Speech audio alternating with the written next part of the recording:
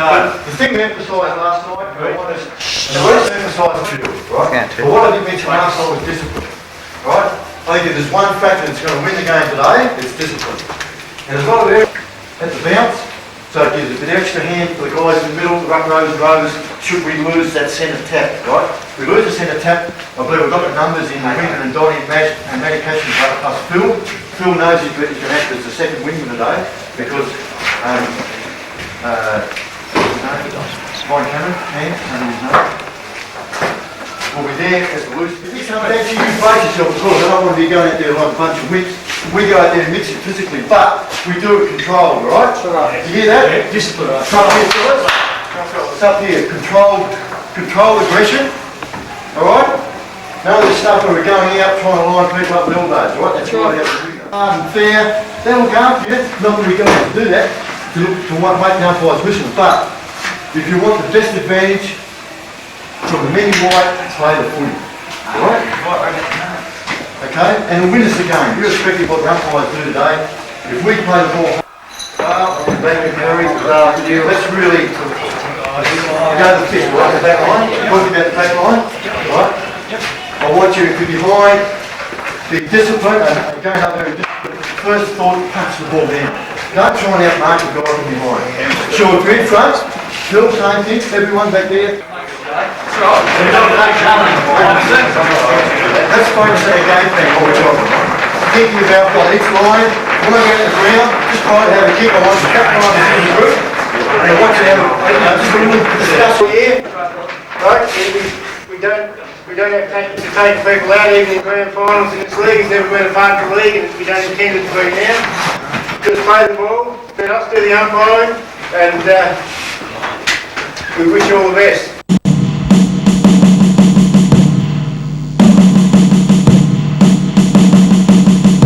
We were there in the rain and mud. We were there when they sweated tears and blood. Saturday just wouldn't be the same. We'll be there, cause footy is our game. We'll be there when they're riding high. We'll be there when they wanna cry. We'll be there when the finals come. We'll be there when the flag is won. We'll be there this year, we'll be there. We'll be there, up there, we'll be there. We'll be with you in the outer and you know what we'll be shouting. We'll be there, we'll be there, we'll be there.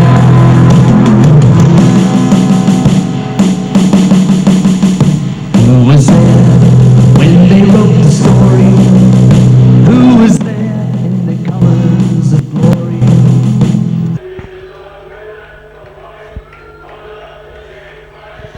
Welcome to the Northwest Christian League Grand Final here at the Wynyard Recreation Ground this afternoon between the Central Coast Swans, who have now come onto the field, and they'll be playing the Brooklyn Tigers, last year's Grand Finalists. Central Coast in their first year in the league, and led by Lee Geared. They are geared up to be the top team. They were the top team by the top place on the ladder and went straight into the grand final. Brooklyn have done it the hard way, or if you could call it a hard way. They had one game in the finals, which they defeated East Side Falcons last week, and they are worthy grand finalists in today's big grand final here at the Wynyard Recreation Ground. We're now awaiting the arrival of the Brooklyn Tigers, led by Bevan French, who has coached the side for the last 3 years, and they'll be out on the ground very shortly.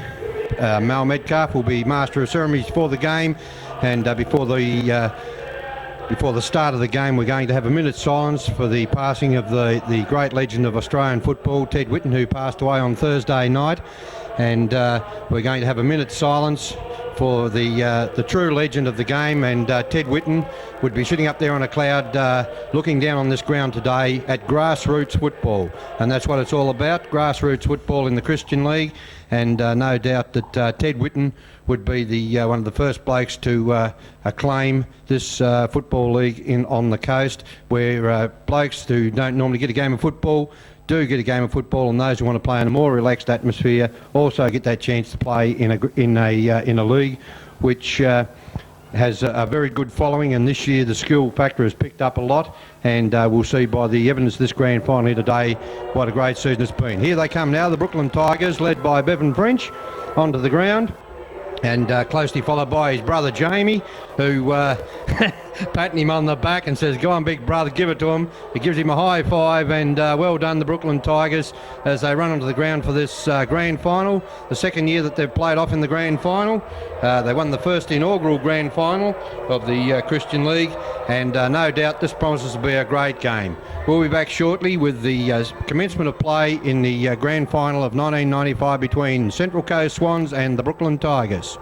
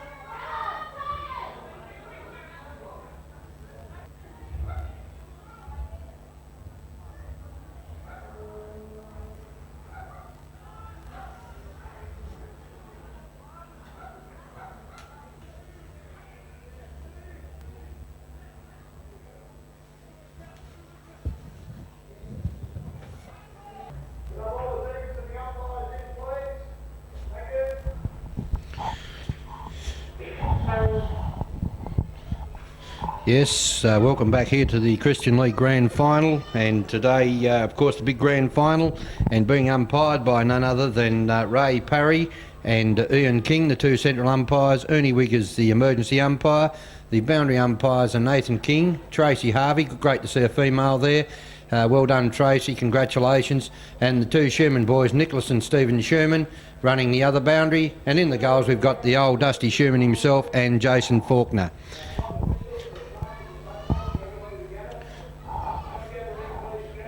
Master of Ceremonies, Big Mal, now calling in the players for the opening ceremony.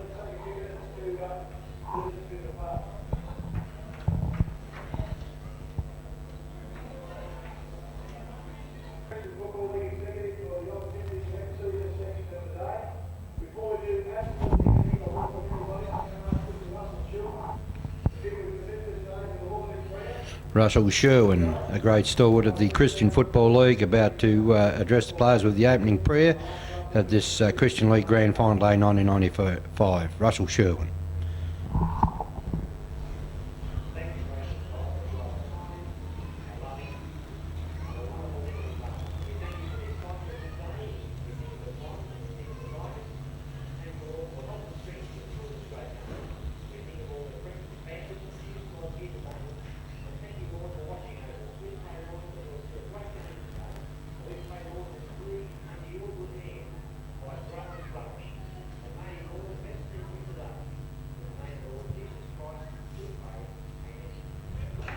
Opening prayer there given by Russell Sherwin.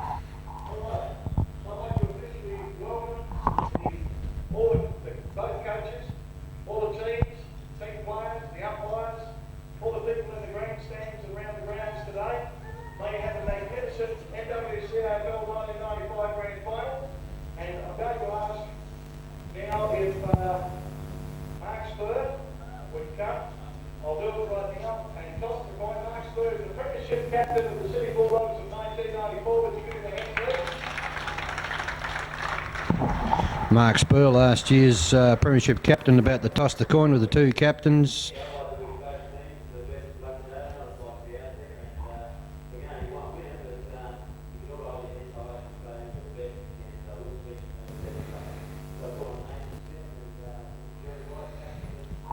Nathan Smith, the captain of the Central Coast, and yes, it's Jeremy White, the captain of the Tigers. Now Spurry's about to toss the coin, and we'll find out who has won the toss very shortly. It looks like Tigers have won the toss and are going to kick towards the town end of the ground. Tigers have won the toss and kicking towards the town end of the ground.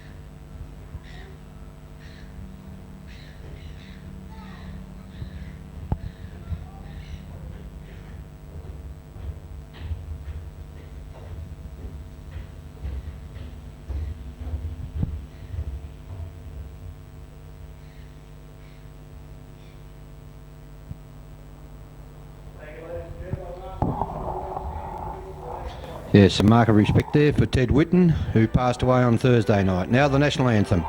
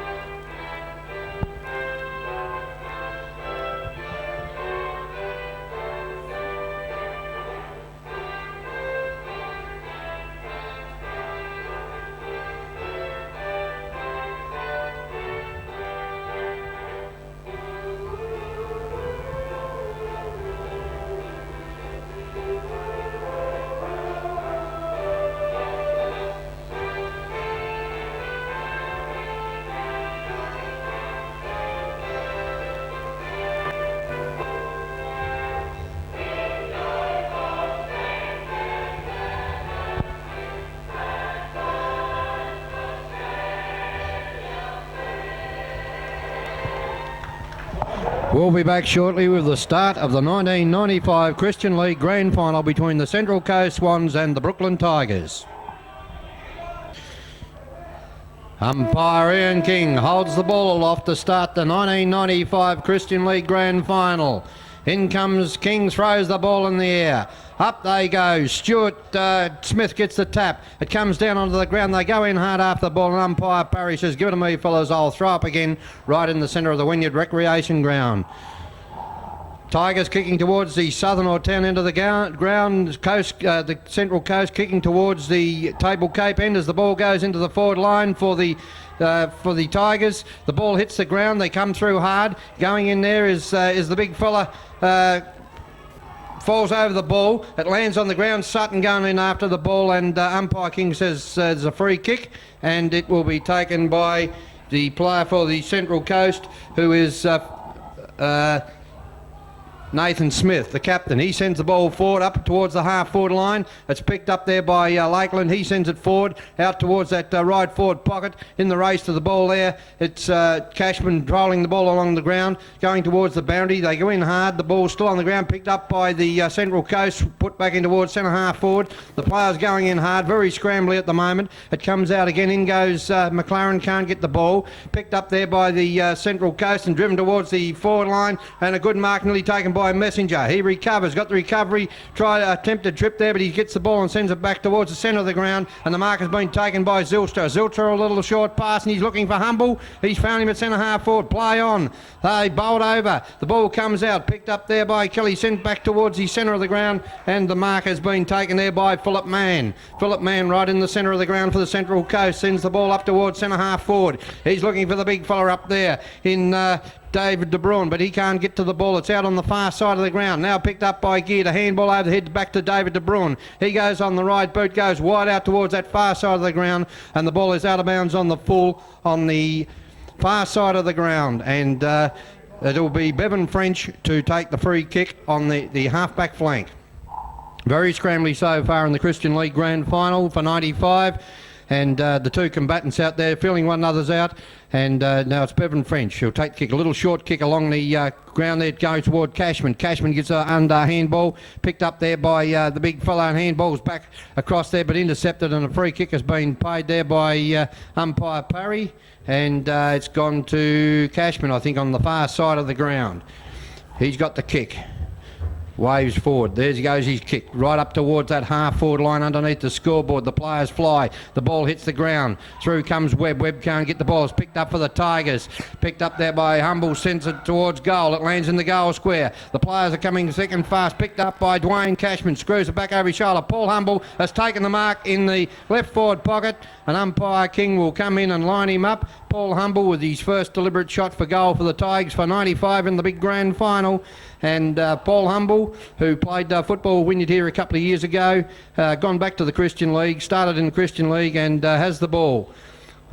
All eyes on Paul Humble, number 2 for the Brooklyn Tigers. As he lines up, he's only some 20 metres out from goal, 15 to 20 metres, and on a very sharp angle, he runs around, puts it on the boot, and it goes through for a goal. Paul Humble draws first blood in the grand final for 95, and he kicks the first goal for the Tigers. Paul Humble, number 2 for the Brooklyn Tigers. Well done. They got the ball and struggled it forward, and Brooklyn go to 1 goal, no behind, 6 points, and they lead Central Coast yet to score. Back with umpire Parry in the centre of the ground in this 95 grand final. We've been playing some 3 or 4 minutes in this grand final. Parry gets the ball. 4 minutes we've been playing, throws the ball high in the air. It comes to the ground. Through comes Brian Cameron, the old stalwart, puts it on the left boot. Intercepted by Lee Geard. Coming off the half-back line there. They go in hard for the ball, and the Swans climbing on top of the ball, and umpire Parry says, "Give it to me, fellas, I'll throw up again."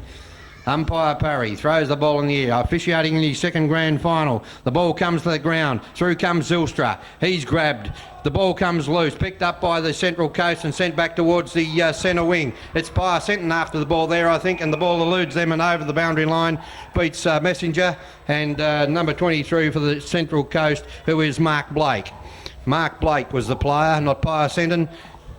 The umpire, Schumann, throws the ball into the play. There it goes. De Bruin gets the tap over the back, looks for the big bloke in Stuart Smith. He can't get the ball. Through comes Jamie Morrison. He's got a shirt full of sore ribs. They're picked up by Brian Cameron. He kicks the ball back towards the centre of the ground, and the mark has been taken there for the Central Coast by the captain, Nathan King. He sent it towards centre half forward, but the mark has been taken by Paul Humble for the Tigers. He swings the ball wide on this half forward line where Johnny Del Perro, Inspector Plod, gets the ball and passes out towards Donny Zylstra. Zylstra, number 1 for the Tigers with his pace, gets hold of the ball. There's a little kick in, but the mark has been taken back there by Paul Webb for the Central Coast. Webb goes inboard, looking for Link Rayner. Link Rayner, the bearded one, kicks the ball back towards the centre of the ground. Big Stuart Smith in there for the Central Coast. Handball's out, a good play. A little muff kick there by Central Coast, but it goes out wide. Picked up by this great player for the Brooklyn side. He puts it out to Messenger. And Messenger gets rid of the ball. It goes towards the boundary line. In goes Zylstra. The ball rolls towards the boundary line. No, it's still in play. This Messenger goes in again hard. The ball's still being fought for on the boundary line. Thrown back in, and umpire Parry says, "Give it to me, fellas." Give it to the umpire, and he'll throw the ball in. Nathan King about to throw the ball in. And that player I lost there for the Brooklyn side was Jeremy White, of course, the skipper.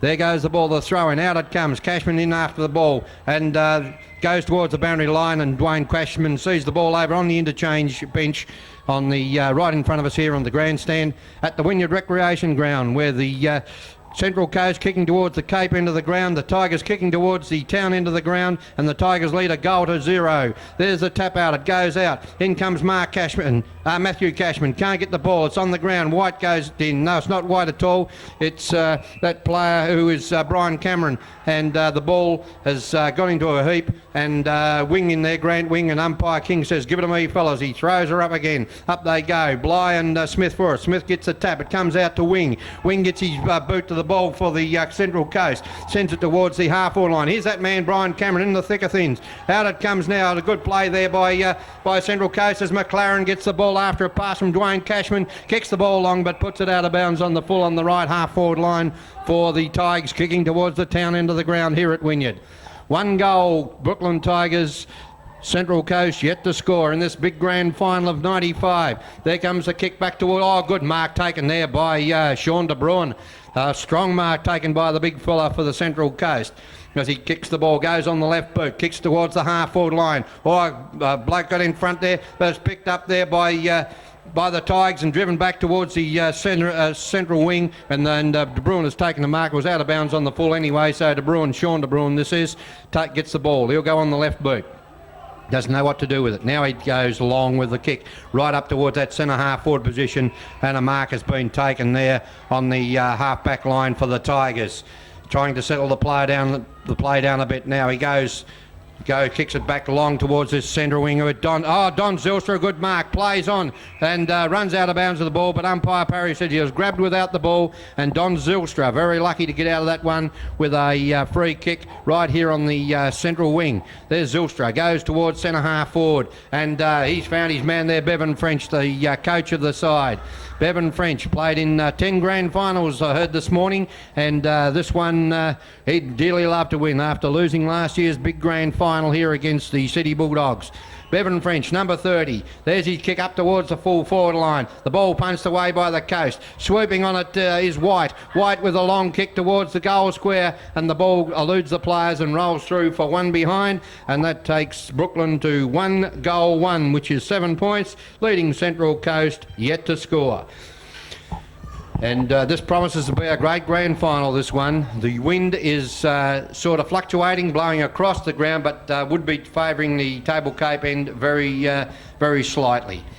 Excuse me. There, the ball has been kicked out. It goes back out on that half-forward line, out on that left half-forward flank. The ball is put out. Here comes Brian Cameron. Swoops on the ball, has a long pot for goal. I think he's dobbed it. He has. Brian Cameron, you little beauty.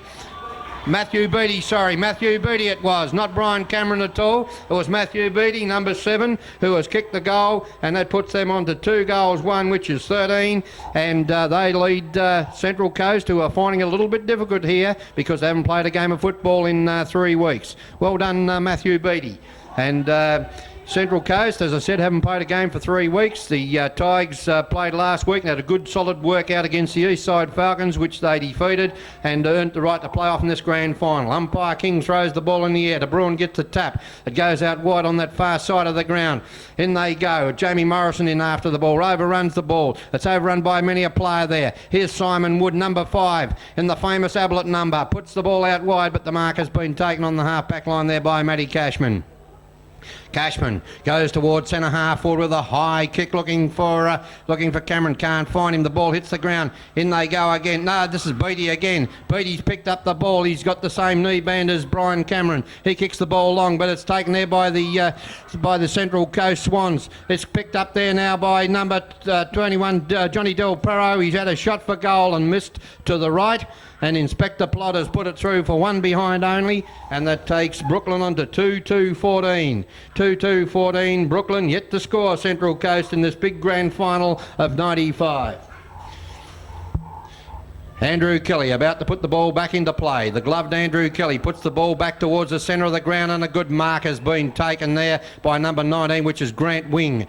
Grant Wing, been a good player for the Central Coast this year, kicks the ball long towards centre half forward. All the players overrun the ball. It's picked up there by Blake. Blake puts a little pass across, and it's been marked by David De Bruin some 40 metres from goal, and should have no trouble at all in scoring, but accuracy will be very important in this kick, with David De Bruin having the first shot for Central Coast in this grand final of 95.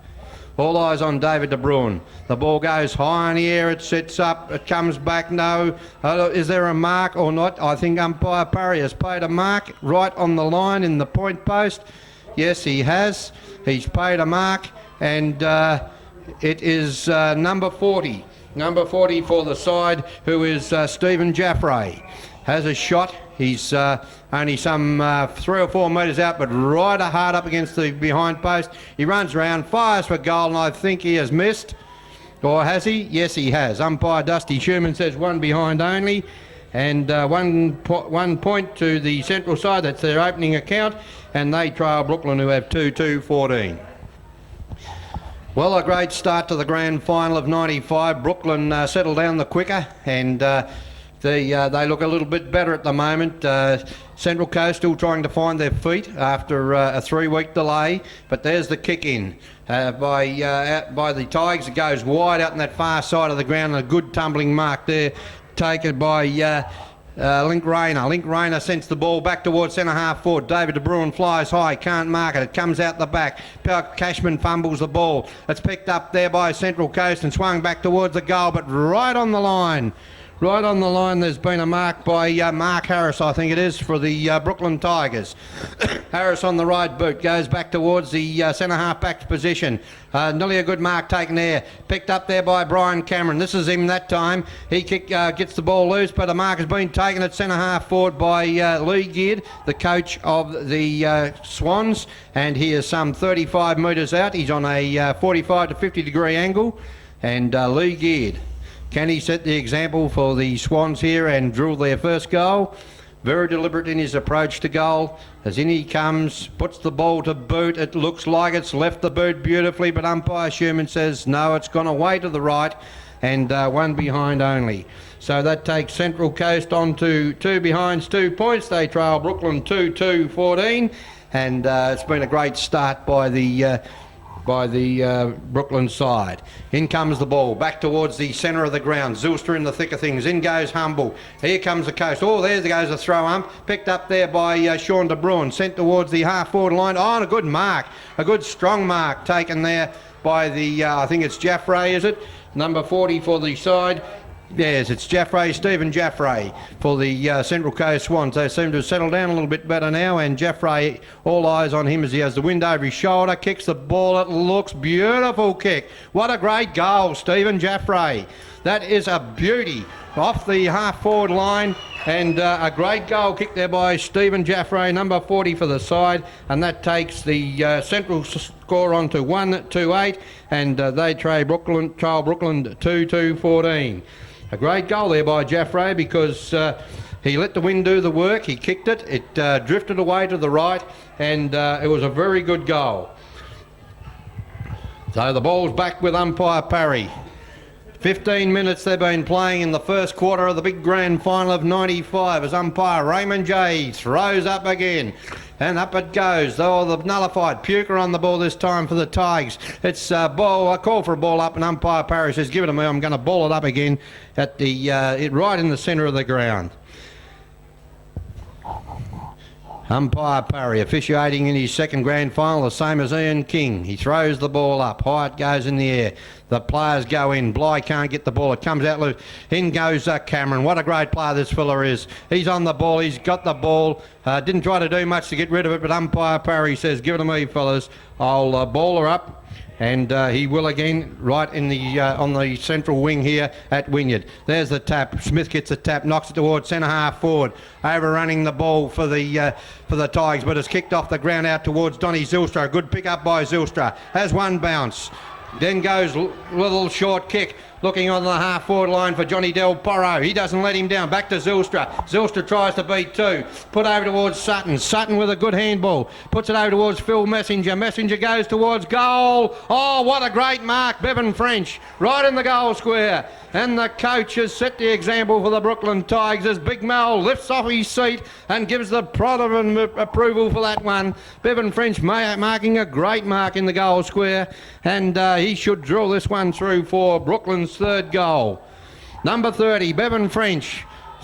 Jason Faulkner says it's straight over my head, fella, and it's another goal to the Brooklyn side. They go on to 3-2, which is 20 points, and they lead Central, who are 1-2-8. And a very good goal kick there by Bevan French. Goal kickers for Brooklyn, French 1, Beattie 1 and Humble 1, and Jaffray the sole goal kicker for Central Coast as the ball goes back to the centre. Well, that was a great mark and a bit of good play by Donny Zylstra on this flank. And there's an injured, yes, Paul Webber's come off the ground. Looks like he's got a groin injury, and that'll be a big bad loss for the Central Coast because Paul Webber's a great player and a good centre-half back. But umpire King throws the ball in the air as Mal goes for another coke. There goes the ball. It goes onto the ground. Picked up there by that man for the Tigers and sent forward. In he goes again. It's Jeremy White. He'll go onto the right boot. A little short pass, but the kick's come undone and the mark has been taken on the half-back line. There goes the kick back towards the centre of the ground, and Lee Geared leads from the front. Handballs, plays on, goes out wide. It's kicked off the ground by the Central Coast. Picked up there by Cashman, I think it is, for the Tigers. He's dispossessed of the ball. It goes onto the ground. They go in hard. Picked up by the Swans. They send it out. Smith tries to hit the ball on. In they go after the ball again. It's very scrambly at the moment. The ball comes out again, sent on by Brian Cameron. He thumps it some 25 metres down the ground where it's picked up by Central Coast again and sent back towards that half-forward line. Trying to fly from behind there was Smith. He couldn't get his hand to the ball. It's picked up and the ball goes towards the boundary line and has gone out of bounds. No umpire, Parry said you had a chance to get rid of it, son, and the free kick will go to the Central Coast Swans, and I think it's the coach, Lee Geared, with the ball on the far side of the ground. It is Lee Geared as he plays on now and kicks the ball long towards the big David De Bruin, and he doesn't let him down. He tries to play on, swings the ball back towards the front of goal. Here's a chance for the Swans. Couldn't get the ball to it. It was Travis Burke, but it's knocked through by the strong defence of the Brooklyn Tigers, and it's one behind on the board to the Central Coast, which takes him on to 1-3-9, and they trail Brooklyn 3-2-20. Brooklyn about to put the ball back into the play. The Tigers. Andrew McLaren. You better kick it, son. You've had 2 or 3 chances. They'll take the ball off you. Umpire Parry says, kick it or I'll take it off you. Now McLaren kicks it long out towards that far side of the ground, and the big fella doesn't let him down out there. That's Jamie Morrison. Jamie Morrison with a shirt full of sore ribs goes on the right boot up towards the half-forward flank, and the player out there, Paul Humble, doesn't let him down. Humble swings around onto that Humble right boot and sends it back towards centre half forward.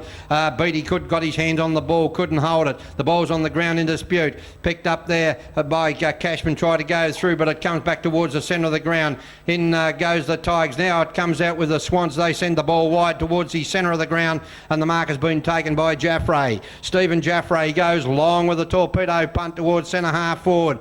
Playing in front wing, couldn't control the ball. He's done a wrist, I think, or a finger. The ball is cleared by the Tigers out towards Donny Zylstra, the man of the moment. He goes with a beautiful pass looking for Del Perro. Can't find him. The ball's on the ground. Picked up by Beattie. Handballs it back towards Zylstra. Zylstra with a little kick. He's looking for Bevan French, and Bevan French knocks the ball to the ground. It's picked up there by Smith. That's Paul Smith for the Swans. Sent back towards the centre of the ground, and the mark has been taken there for the Swans by Woods. Woods kicks the ball and looks for Sean De Bruin and finds him on centre wing. Sean De Bruin, the gloved Sean De Bruin. He plays on, handballs out wide, looking for Blake. Blake can't pick up the ball, he's muffed it. He's got the pressure on him now, he's good enough to get away from it though. Another good play there, back to Sean De Bruin. Here comes this little fella, it's number 14 for the side, which is Philip Mann. He's the man of the moment. He tries to get the ball forward, but it rolls out of bounds on the left half forward line for the Central Coast Swans, kicking towards the Cape end of the ground here at Wynyard in this big grand final of 95. Here comes the throw in. De Bruin and Bly for the comes down to the ground. They go in hard. Dwayne Cashman, that is, goes in hard after the ball and forces the ball over the boundary line for another throw in the same position as it was some 1 minute ago, and the umpire Schumann about to throw the ball into play again. There's a throw in, a good throw in. Sean de Bruin takes the ball out of the air, puts it to the ground, now hits it out to the big bloke in Jaffray. Jaffray goes on the right boot up. Oh, a good mark, nearly good mark taken there. They've spilled it, they're going in hard. They forgot about the football. Now it comes out wide. There's a player grabbed without the ball, and it's the big fella. Who's that bloke, Mel? He's got the ball, he goes wide. Houston, he comes from Houston, Texas, and he kicks the ball out. The big Texan goes wide out towards that far side of the ground. They've carried in the van here, the Tigers. Here's Cashman, Matthew Cashman on his left boot, sends the ball back looking for Humble. Humble can't mark the ball. It goes wide on that far side of the ground towards the scoreboard. They're still in there fighting for it. There's Tigers and Swans going everywhere, but umpire King says there's a free kick, and there's a free kick going on that far side of the ground to the Central Coast Swans. It goes back towards the centre of the ground. In comes Geed with a handball. There's a little short kick. It's been smothered. Humble tries to knock the ball forward. In comes Woods again. Knocks the ball out to Bly. Picks up for the Tigers, gives it across to Matthew Cashman. He sends the ball. Donny Zylstra couldn't mark the ball. He should have held that son. Plays on, got good recovery. Puts the ball back towards the edge of the square. Then goes Paul Smith, and he runs the ball through for another behind to the Brooklyn side, which takes them on to 3-3-21. 3-3-21, the Brooklyn Tigers. They lead Central 1-3-9. 3 minutes left to go in the quarter, and good quarter by the opening quarter by the Tigers. There's the kick-off by Kelly back towards the centre of the ground, and a good mark has been taken there by that little fella Man. Man kicks the ball back towards the centre of the ground. Oh, a good mark taken there, a strong mark. Is that Jamie Morrison? I think it is. A great mark taken in the packet. He gets up, yes. He's been in the wars, and he's going to kick the ball. He'll kick the ball long, no worries with this kid. He's one of the better players in the league, Jamie Morrison. There's his kick. Back towards centre half forward. Oh, Humble flew, missed it. Forgot where the ball was. It hits the ground. Man tries to knock it out. Puts it out. Link Rayner gets it on the right boot. Sends it out towards that far side of the ground. After the ball out, there goes number 5. It's not Ablett at all, but the ball's gone over the boundary line, and that was Kim Tarali, the other policeman in the side for the Brooklyn Tigers, the best and fairest winner in the league, and he took the ball out of bounds. There's a throw in. Up they go. The ball hits the ground. Picked up there by the Tigers. It goes towards the far side of the ground. In goes Humble. Humble goes around, finesses a bit. He's caught with the ball. And yes, rightly so. You had time to get rid of it, Paul Humble. And the free kick has gone against you. He wants to carry on a little bit, so the players come in and do a bit of pushing and shoving, but umpire King has made his decision, and Link Rayner, the link man, gets the ball. King kicks it back towards centre half forward, and Sean de Bruin takes a good leading mark. Sean de Bruin goes around on that left boot, back towards centre half forward, and a good mark taken at centre half forward by Grant Wing. Can they get up and score another goal, the Swans, before quarter time, as Grant Wing, number 19 for the Central Coast Swans, has got the ball some 40 metres from goal. All eyes on Grant Wing as he stammers and stutters. A long kick right towards the goal line, and big Darren Puker flies high and knocks it through for a point and takes Central score on to 1-4-10. They trail Brooklyn 3-3-21 in this big grand final, and it must be very close to siren time for this first quarter of the Christian League Grand Final of 95. There's a kick out. 4 seconds left, so 20 seconds, says Big Mel, puts up 4 fingers and says 20 seconds to go. I'm supposed to times that by 4, he tells me. Waves his arms in the air. He's happy because Brooklyn are in front, and he's got his finger on the button. And he tells me, he bangs on the window and says, cut it out. I'm wearing my other hat today. Well, he's got a big head, so he needs a lot of hats to cover it. Out it goes wide. Picked up on that far side of the ground by Tarali. There's the handball. Goes out wide. Knocked on by the Tigers out along that far side of the ground. Coming through strong there for the Tigers was Bly. He missed the player, but picked up by Brian Cameron, the stalwart of the Brooklyn side. Kicks it back towards Paul Humble, and there's the siren for the first quarter of the 1995 Grand Final between Central Coast, Brooklyn leading 3-3-21, Central Coast 1-4-10. We'll be back shortly with the second quarter of the Grand Final of 95. Went out and seen the Brooklyn Tigers. Bevan French was really happy with his side's performance that quarter.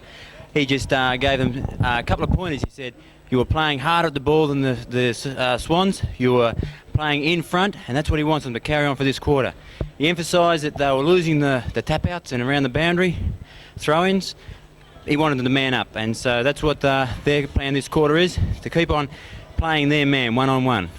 Over to you, Fred. As far as Giddy had to say, he was very happy with what their performance was after they had 3 weeks off. He said just keep working away, persisting the job they had to do in the task. He said that at the end of the game they'd win. Away we go in the second quarter of the grand final of 95. The ball goes out wide on the half-forward line for the Tigers.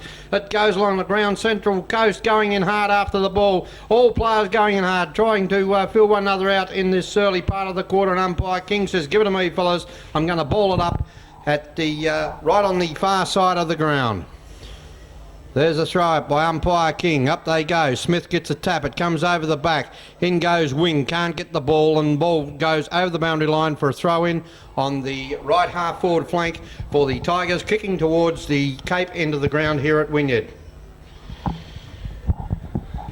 Very interesting comments there at quarter time, and the ball goes out of bounds again on that far side of the ground.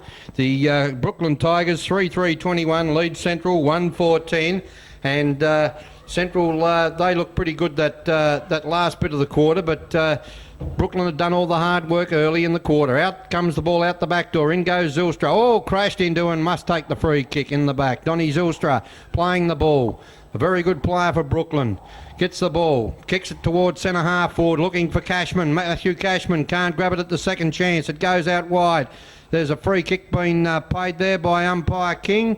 And who's it gone to? On the far side of the ground, it's number 39 for the side, who is Darren Lakeland. Lakeland with the ball, kicks it out on that far side, goes wider even still. It goes towards the far side of the ground. Dwayne Cashman gets the ball, handballs it straight to one of the Central players, and the ball goes back and has been kicked out on the full, or has it bounced out? Some 20 metres around from the goals, from the scoreboard here at Wynyard. There's the boundary throw in. Up they go.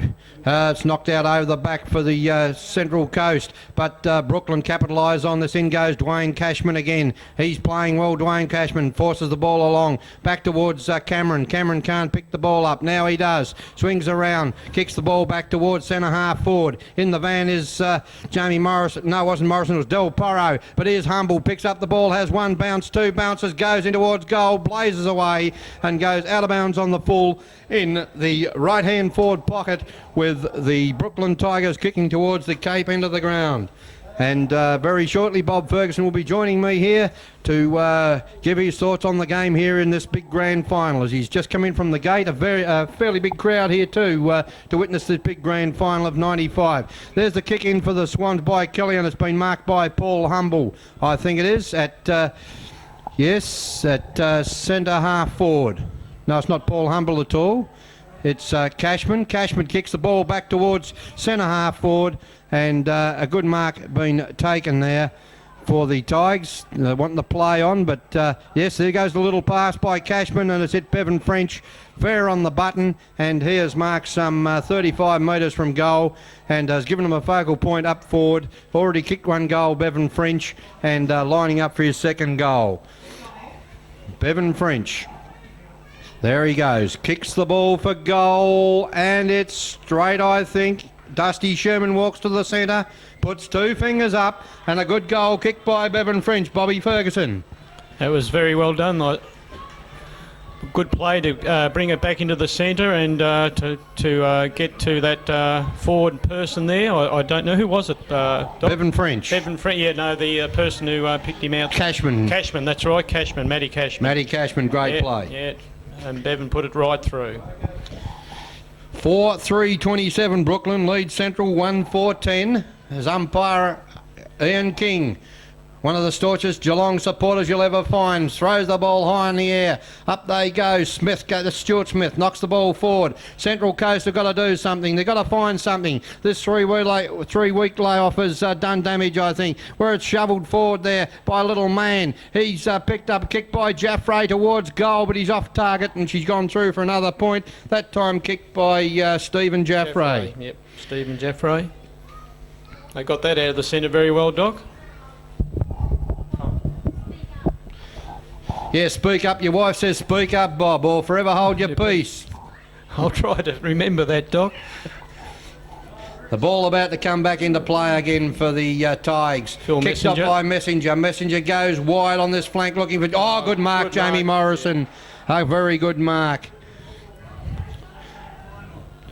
Here he goes with his kick back towards this centre wing. Zylstra looking for Zylstra. De Bruin in there. Can't get the ball. Knocks it out the back. Well done, De Bruin. That's Sean De Bruin. Puts it across. Oh, he's picked up there by the little bloke Cock. And the little bloke Cock has got the free kick. Tubby Cock. Tubby Cock has got the free kick on the centre wing. And going for the ball. Held on to.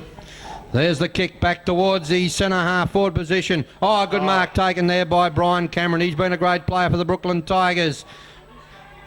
Cameron kicks the ball back towards the centre of the ground looking for Matthew Cashman, but in comes little Tubby Cock again. Oh, good smother there by White. The ball's come onto the ground. It's kicked off the ground by Link Rayner. In they go hard. The ball goes in. It's picked up by Paul Smith for the Swans. He kicks back towards the half-forward line. Morrison in the van. No eyes only for the ball. And the ball is knocked back into play. Picked up there by number 5, Sean Tarali, and Sean Tarali, the league best and fairest, forced the ball out of bounds. Well done there. And the other player in that excursion there was number 19, which was Grant Wing for the Central Coast.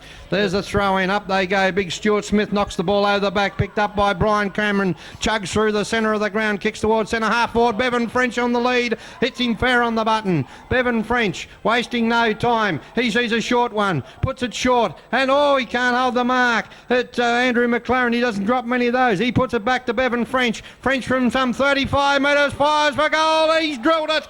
Great goal, Bevan French. Great, and the Tigers are on a roll. They certainly are, Bobby. Yes, indeed. That was very good play by Brooklyn Tigers to get it down to the forward line like that.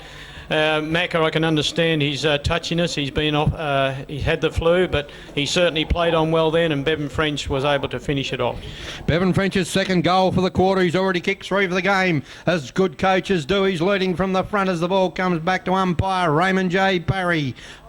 Kim Tarali is the name of the best and fairest, not Sean. Oh, sure. I'm thinking of his brother. That's right. Yes, exactly. He plays with Wynyard. That's right. There's the throw up. Umpire Parry throws it up to Braun in after the ball with Puka. It comes out the back door. Humble, dispossessed, holding the ball. Had a chance to get rid of it and used one hand to do it. And the free kick has been taken on the half-back line there for the Central Coast. Here comes the kick back towards the centre half forward. He's looking for Blake. Blake can't get the ball. Here's this man, Cameron, mopping up again. He goes on the left boot this time, sends it wide out there. Sean De Bruin in full flight. He's after the ball. Shepardoff's son, he does. Great play. Picked up by Johnny Norman. By who was that bloke? Johnny Howard. Johnny Howard, the opposition leader, and he kicks it straight to the opposition player in Messenger. Messenger doesn't muck around. He goes back towards the centre of the ground. Through comes Humble. A good hand pass out the back door. Picked up there for the Tigers and goes out on that far side of the ground. Here's Tarali after the ball again. Can't pick it up. Having the fit of the fumbles. You can't arrest that ball, son. You better, because the Swans have picked up the ball and sent it back towards the centre half forward. It goes high in the air. Knocked away there by Zylstra. It comes over the back. Dwayne Cashman in the van. He's been doing a lot of hard work for the Tigers and forces the ball towards the boundary, and it's out of bounds on the left forward pocket with the Central Coast kicking towards the town end of the ground here at Wynyard. Morrison's down, says Big Mal.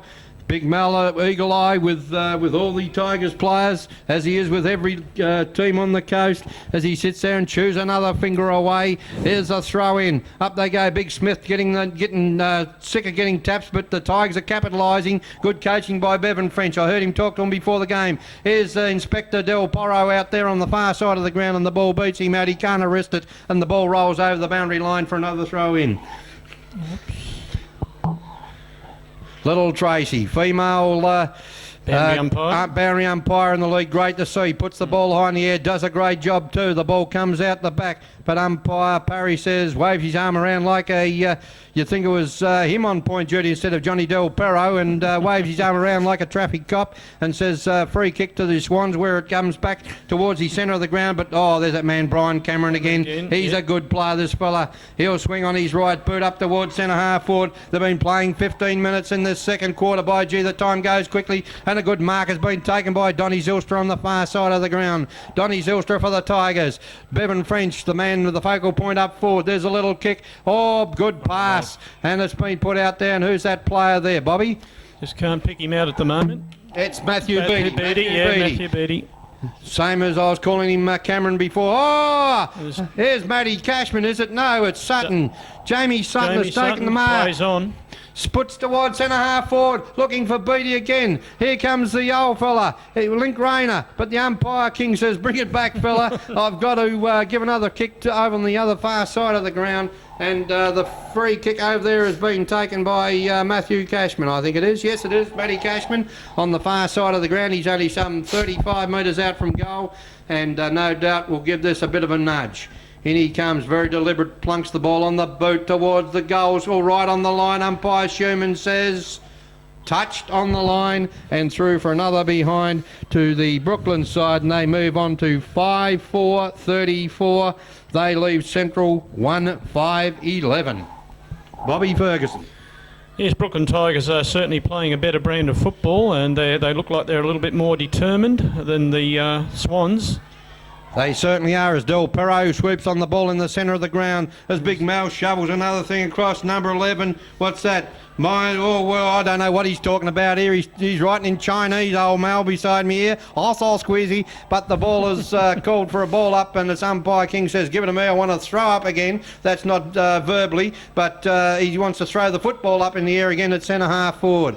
There's a throw up. The big Titans clash, picked up by Link Rayner, goes on the left boot back towards the centre of the ground looking for Grant Wing, and has found him in the centre of the ground. Wing would usually be on the wing, but he's in the centre this time and sends the ball towards centre half forward, looking for the big Blake Smith. Nearly a good grab by Smith. This boy's only played football this year, so I heard this morning, as he picks up, goes on his right boot back towards Dwayne Cashman. He gets the ball, handballs out.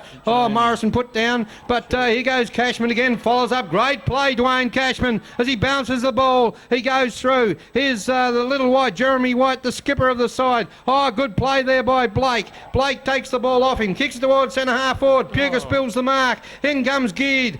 He dispossessed. Good tackling, strong tackling. That's picked up there by Jamie Morrison with a shirt full of sore ribs. Goes wide to Donny Zylstra. Zylstra on the far side of the ground. The Tigers are running rampant here. Humble plods out onto that far side of the ground. He's got the ball.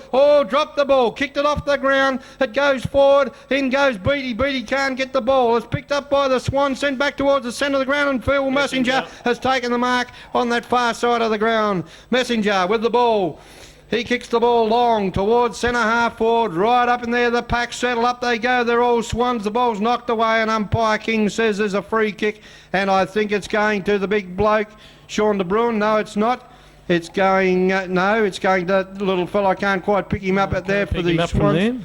But he's got the ball on the half-back line. He sends it back towards the centre of the ground. They're all Tigers there, and the mark has been taken there by Jamie Morrison.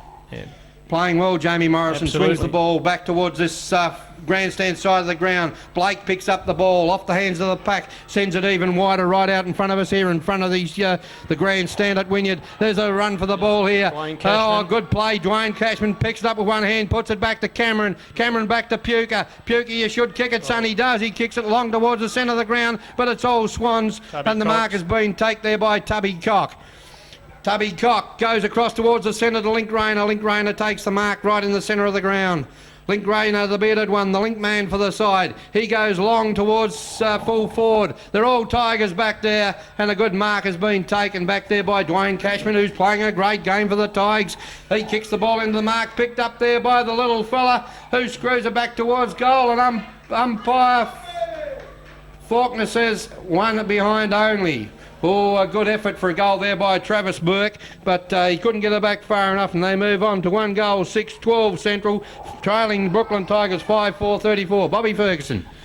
Yes, they're certainly not playing well, Central Coast at the moment. They're very uncoordinated and they're not picking each other out. Do you think the 3 weeks layoff has harmed them? I think it may have. Yeah, I think the same way, mate. They'll need to settle down before the end of this quarter. Otherwise, they're not going to get it together to be able to play competitive football. Well, umpire Parry spotted that the fullback ran over the line and has decided to throw it up right on the circle as the pack converged there, and the ball is knocked towards the boundary. Running after the ball there was Simon Wood, number 5 for the Central Coast, but it beats him over the boundary and out of bounds in the left forward pocket. Some 5 metres around, there's a throw in. Big Sean de Bruin takes it in the air, tries to put the boot, the ball can't do. Picked up by Geard. Geard puts it out the back door towards Mann. Mann with a little kick towards the top of the square, and the mark has been taken there by Todd Clifford. No, Puker. Puker, is it? 10 minutes left. 10 minutes left in the quarter, says Big Mal with a grin all over his face like a goat in the cabbage patch. Good mark. And a good Donny mark Zylstra. taken by Donny Zylstra. Yeah. He's played like a man possessed today, Donny Zylstra. He goes long up on that half-forward line. He's looking for out on the far side, but the ball beats him out of bounds on that far side of the ground, some 20-25 metres around from the scoreboard, right on the centre of the ground here at Wynyard on the far side. The throw in it comes. Oh, the ball's nullified and it goes straight back to the boundary, and the boundary umpire says, give it to me again. That's Nathan King, son of the central umpire, the Geelong great supporter in Ian King. Young Nathan throws the ball in. Good throw in too, over his head. They go up. No one gets the ball. It goes back towards it. Oh, he said, give it to me. He's running out of petrol tickets. Nathan's on this side of the ground, Doc. Oh, he's on this side of the ground. Well, he's grown. That's young Schumann, is it? Yes. That's one of the Shoe men. Tigers are making the change. Mao says as Cashman's come off. Matty Cashman's changing Cashman's. No, it's not. Todd Clifford coming off. Inspector Plott is off the ground and goes into the coach's bench, and Matty Cashman goes onto the ground. Now here's Central Coast sending the ball back towards the centre of the ground. Link Rayner has marked the ball. Missed out on the grand final last year, but is in one this year. But all to no avail because they're going down the gurgler this early in the second quarter, the Central Coast, if they don't do something very quickly. And the ball has been called in by Raymond J. He's going to ball up some 35 metres out from the Swans goals. There goes the ball back towards the centre of the ground. Bly behind the pack. Through goes that player Jeremy White. What a great player. He put it out to Donny Zylstra. He overruns the ball. Back him up, son, which he does. Oh, good play there by big Stuart Smith, the big ruckman for the Central Coast. He done 2 of them then. The ball goes back and umpire Parry said you had plenty of time to get rid of a son. And the free kick goes to the Central Coast. It comes back towards centre half forward. On the lead there, the big bloke David de Bruin. Oh, good mark taken at centre half forward. And who's that player? It's Sean de Bruin. Sean de Bruin, I don't know whether they're brothers or cousins or what they are, but one missed it and the other one got it. But he goes on the left boot, goes wide though, puts it out wide towards Jaffray. Jaffray can't control the ball. It goes along the ground. In comes McLaren, picks up the ball, handballs it back to Cameron. Cameron gets a quick boot to the ball. It goes out towards Terali. Terali can't get the ball. They're fighting for the ball on the ground. Kicked off the ground by Central Coast. Goes back towards the 40-metre line. Inside 40 now. Picked up by Jaffray, and the mark has been taken there by Phil Messenger. Yeah, excellent mark. Messenger goes wide out this far side of the ground, but a good mark has been taken there by Mark Blake. Mark Blake for the Central Coast. He's taken a good mark. He's right on 40. If he's any kind of a kick, he should kick it from here because there's not much breeze out there at all. A lot of short leads being offered, but Mark Blake says, I'm going to have a ping myself. He does with a funny-looking kick, with a torpedo kick, stabbed at a torpedo kick, and it's gone through for one behind only. And that takes Central Coast on to 1-7-13. They trail Brooklyn 5-4-34. Bobby. Yes, it's certainly, you know, you can actually see how much they've been affected by that layoff, you know. It is a pity, but nevertheless they could pick it up in the last half. What a good kick in there from the full-back. Excellent kick in. Nearly to the centre of the ground. It's picked up there by Messenger again. He puts it out to Zylstra. Zylstra overruns the ball. It comes back towards the Swans. There's a Swan grabbed without the ball, but it's picked up there by Cashman, I think it was. Sent out is Zylstra again in the van again. Swoops on the ball. Can't pick it up. It's gone out of bounds on that far side of the ground. How long left Big Mal? As he sucks another Coke into him. That's his 15th. 5 minutes to go in this quarter before half time, and Big Mal's had 15 Cokes. All the cans have been taken out. The young kids are getting 10 cents for every can they take out. And there's a bit of a ball up now, and umpire Parry says it's a free kick. Too high. And it's going to that man of the moment, Brian Cameron. The ageing veteran. Older than Mal. There he kicks the ball back towards centre half forward. Oh, Matthew Cashman couldn't mark the ball. Tries to knock it on. It goes out the back door. Picked up by Central Coast. They're in a lot of trouble. Here comes Lee Geard, the coach. He picks up the ball. Puts it out to the little fella. Tubby Cox goes onto the right boot. Looking out here for Sean de Bruin, and he doesn't. Oh, he does. He picks up good recovery by Sean de Bruin. He'll go on the left and fire for goal. But he's kicked it out of bounds on the full, and the ball is out of bounds in the left forward pocket, with Central Coast kicking towards the town end of the ground here at Wynyard. Good recovery there by Sean de Bruin for a big fella, Bob. Excellent recovery. Yeah, good, well-balanced player. There's the kick, goes out wide towards that far side of the ground. Dwayne Cashman picks up the ball again, kicks it back towards the centre of the ground. In they go. Good play there by the Central Coast. A long kick back towards half forward. No one there for him though. Here's Sean de Bruin. He gets the ball, playing a lone hand up there. He's grabbed without the ball. It comes out, picked up by Blake. Blake puts the ball back towards Tubby Cox. Tubby Cox got the ball, goes wild, kicks it across the ground, looking for a lead, and a good mark, Travis Burke. The league's leading goal kicker this year, and Travis Burke has marked some 30 metres out from goal. Now, Travis Burke is a very, very accurate kick, Bob. Indeed he is, and he's a very good full forward. He made wonderful position then. He's lining up now. Hasn't seen much of the ball today. Yes, he's put it right through the high diddle-diddle. Goal. Takes goal umpire didn't have to move then, Doc. 2-7-19 Central, and that goal kicked by Burke at the 23rd minute mark of the quarter, Mal, and Travis Burke kicks his first goal. Hasn't had the ball delivered to him properly today, but that just shows you what the bloke can do if they can put the ball to him. Travis Burke with his first goal, and that drags Central a goal closer to Brooklyn. Brooklyn 5-4-34. They lead Central 2-7-19. As Big Mal puts his finger towards the button. No, he doesn't. He puts it up his nose. No, he doesn't. He puts it in his ear. Grabs another Coke. There goes another can of Coke. That's 16 cans of Coke he's drank in the first half. A new Christian League record. Picked up by Link Rayner. Goes wide out towards this half-forward line. After the ball here is young Dale Blythe, but the ball will beat him over the boundary and go out of bounds on the right half-forward flank for the Central Coast. They seem to pick their rating a little bit in the last few minutes, Bob. They have indeed, yes. They're starting to put it together now. It could be a good game on hand. There's the throw-in. Up they go. Oh, Sean de Bruin puts the ball over the back for Mann. Mann can't control the ball. In goes Puka, looking for a free kick. Grab when he never had the ball, but he should have went in harder for the ball. Now he gets it and handballs out wide toward Messenger. Messenger goes around. Handballs are back to Cashman. Cashman goes along the boundary line. Here's this little fella in wing, and Wing will get the free kick because he made the ball his object. Cashman argues with the umpire, and Umpire King says, well, come on, fella, if you want to argue with me, I'll give you 50 metres. And they have lifted the Central Coast Swans, and this will put Grant Wing within kicking distance. He's only some 30 metres from goal, and if he kicks this one, Bob, they're back in the game. They're back in the game, that's right. They have picked up the pace a little bit in the last 10 minutes. Grant Wing, all eyes on him.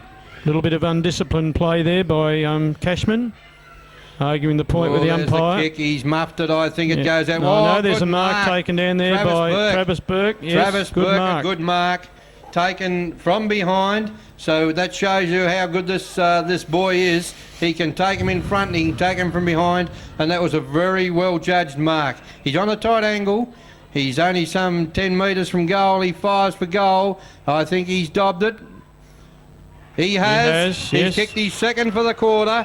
and that puts them on to 3-7-26, with Burke kicking his second goal for the quarter, and Brooklyn 5-4-34. Brooklyn haven't scored in the last 5-10 minutes. No, they've just fallen off a bit, and I noticed the scoreboard's not correct. They've got 3-6 there too, by the way.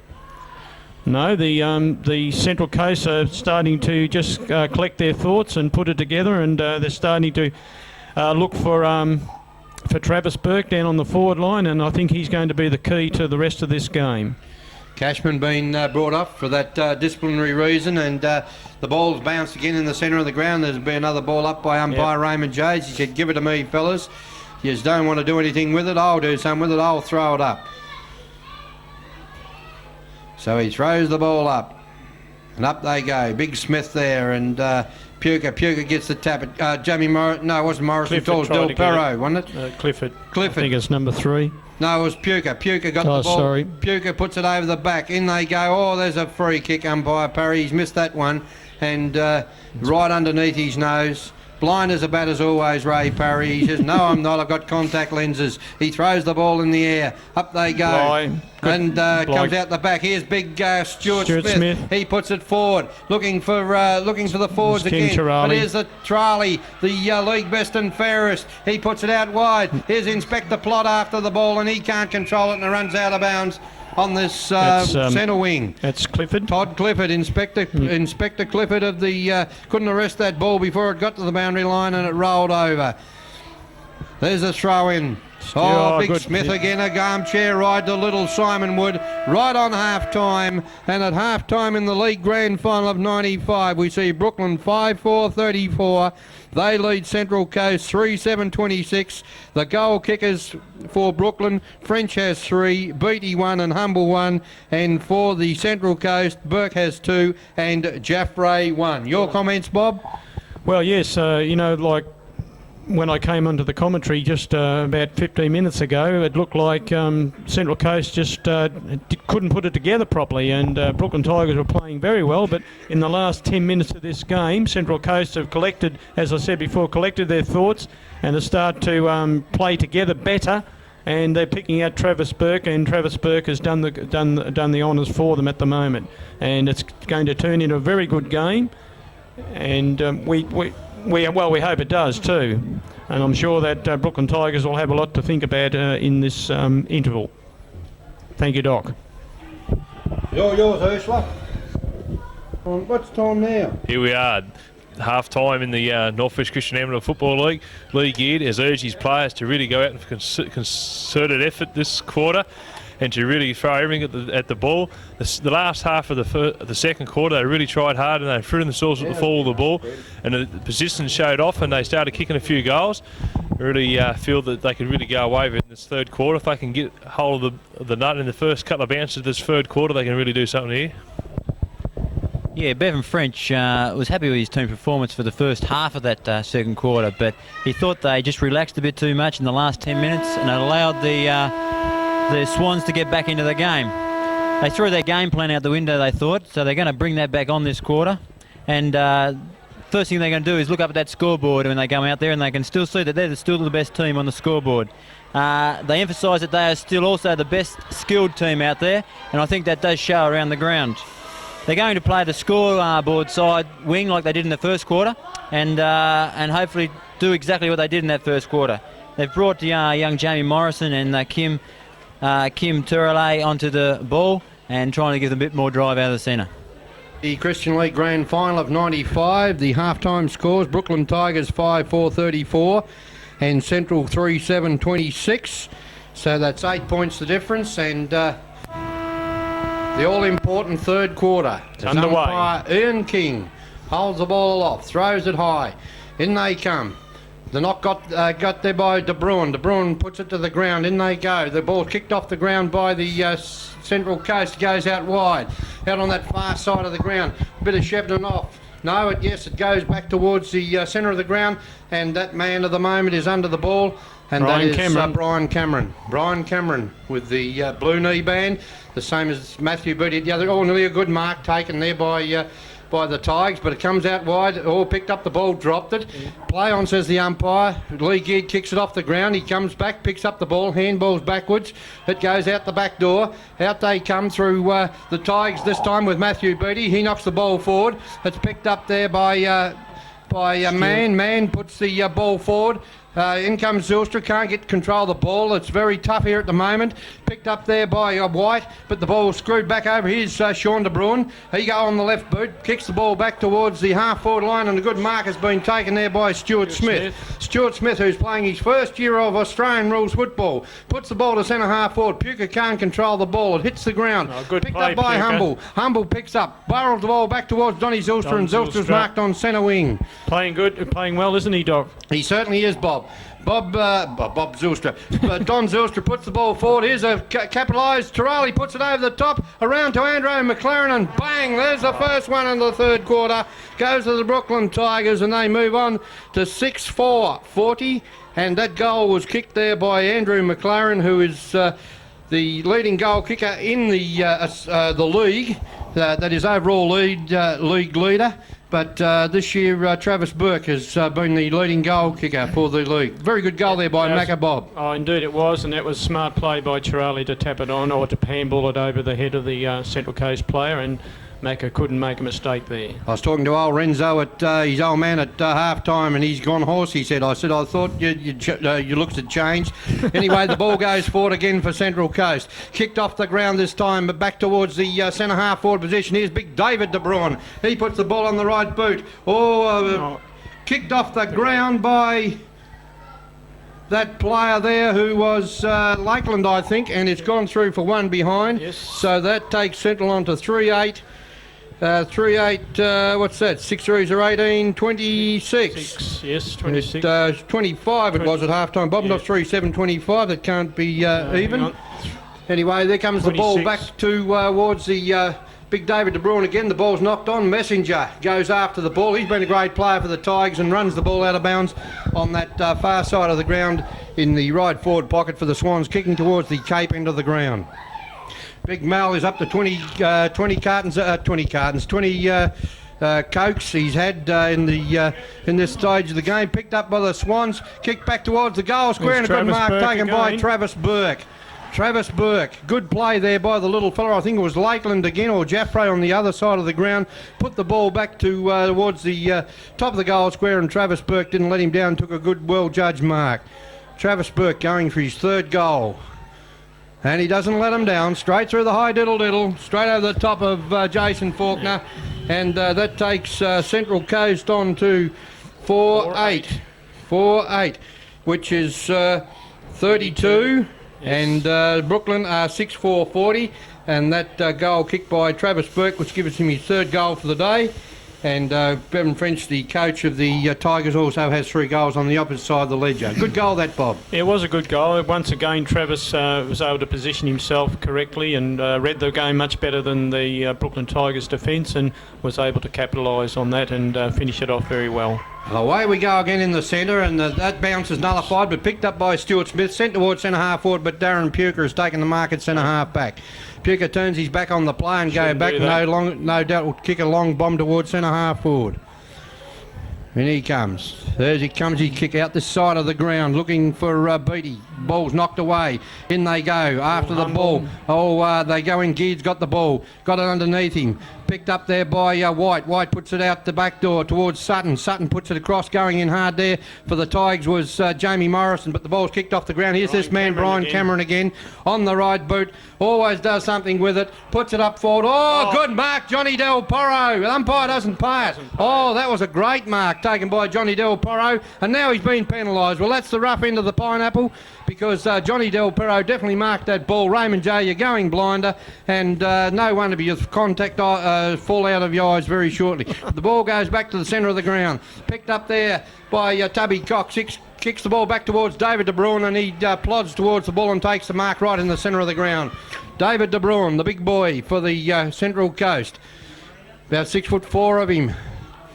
Is he taking his time with this? He's giving time for the Tigers to get back there and cover him. There's a lovely kick up towards the end of the goal square. The player set him. And he's, I don't know whether it's his brother or his cousin, but Sean De Bruin, the ruckman, has taken the mark. Is he a brother or a cousin, I think Bob? they might be brothers, but I'm not sure of that. But they are related. Well, he's the thinner one of the two anyway. But Sean De Bruin on the left foot, some 15 metres from goal, kicks for goal, and has put it straight through the high diddle. So that's Sean De Bruin's first goal, and they edge closer, Central Coast, 5-8-38. 3 points in it.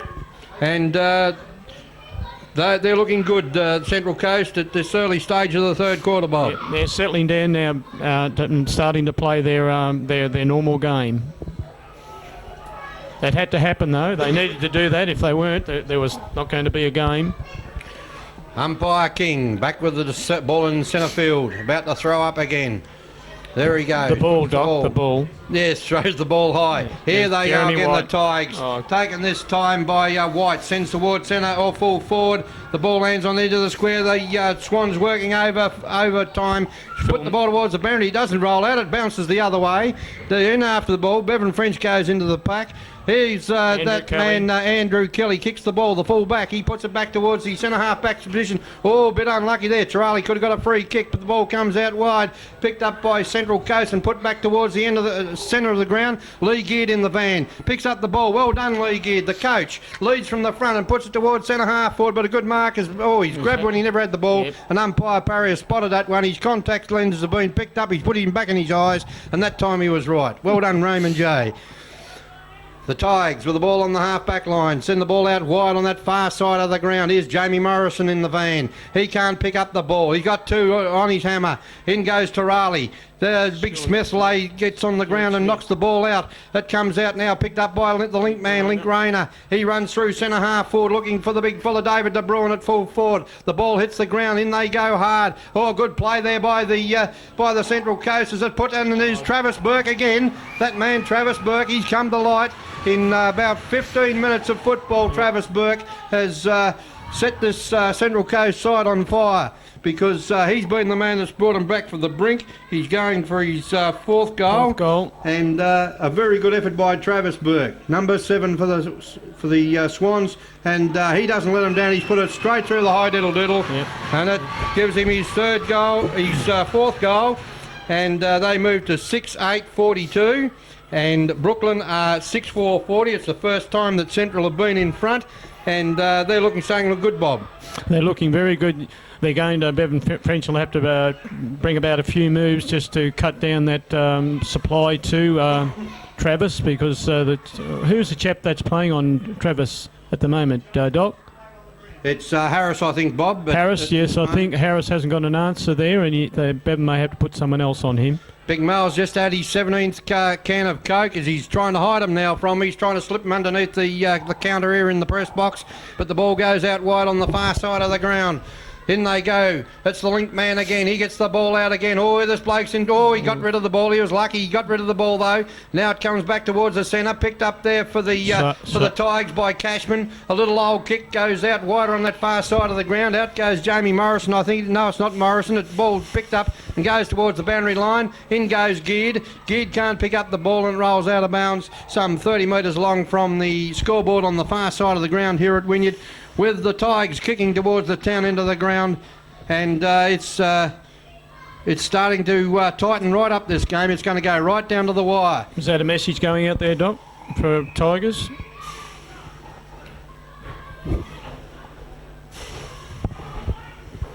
What was that, Julie? Anyway, the ball... There's the ball gone out on the far side of the ground and picked up by Lee Geard. He sends the ball forward. Oh, and a good mark taken there by Sean De Bruin. He started to come right in the game. Sean De Bruin puts the ball back towards centre half forward, and the mark has been David De Bruin spills the mark. It comes to the ground. The ball goes out wide. Brian Cameron shepherds off and lets the player run through there. A kick it back towards the centre of the ground, and a good mark has been taken in the centre of the ground by Cashman. Cashman goes on the right boot up towards centre half forward. Here's Bevan French, and a good mark taken taken by Bevan French, a strong mark on the chest. He goes wide, looking out wide, and Matthew Beattie, he was met front on. Should have been a free kick, but play on. The ball goes out wide. Picked up there by the little fella Wing. Wing goes out on the other far side Wing. Now he turns back, goes back onto the flank and drives it back towards the centre, and the mark has been taken by Lee Geard. Lee Geard goes wide, out on that far side of the ground, and it's the player Webb back on the ground over the side, Paul Webb, and the ball has... what's happened here? Umpire Parry is called for the ball. No, it's a throw-in on the far side of the ground. Misled there. Umpire Parry was some 40 yards behind the game there, and blew his whistle, but he was only telling him to throw the ball in. Another change being made by the Tigers, as it's the old Trojan. Dale Highland goes onto the ground to go to full back, I think, to try and curb Travis Burke, but the ball has gone to the half-forward line. In they come and goes towards the centre half-forward position, and a good mark has been taken there at centre half-forward for the Swans, and the little fella lines them up. In he comes, stabs at the ball, kicks it. I think he's kicked it pretty straight. Behind. It's only one behind only. And who was that little bloke? Bob, I couldn't pick him up there. I couldn't see him either, Doc. He hasn't turned around. I couldn't get his number. 6'9", It was Blake. Blake Yep, was the player. There's the kick in by Messenger. Beautiful A good kick in. kick out on that far right side out. of the ground. Will it roll out of bounds before it's touched? No, Cameron keeps the ball in play, runs after it, but the ball dribbles over the boundary line, and that ball has travelled some 90 metres around the ground, on the far side of the ground.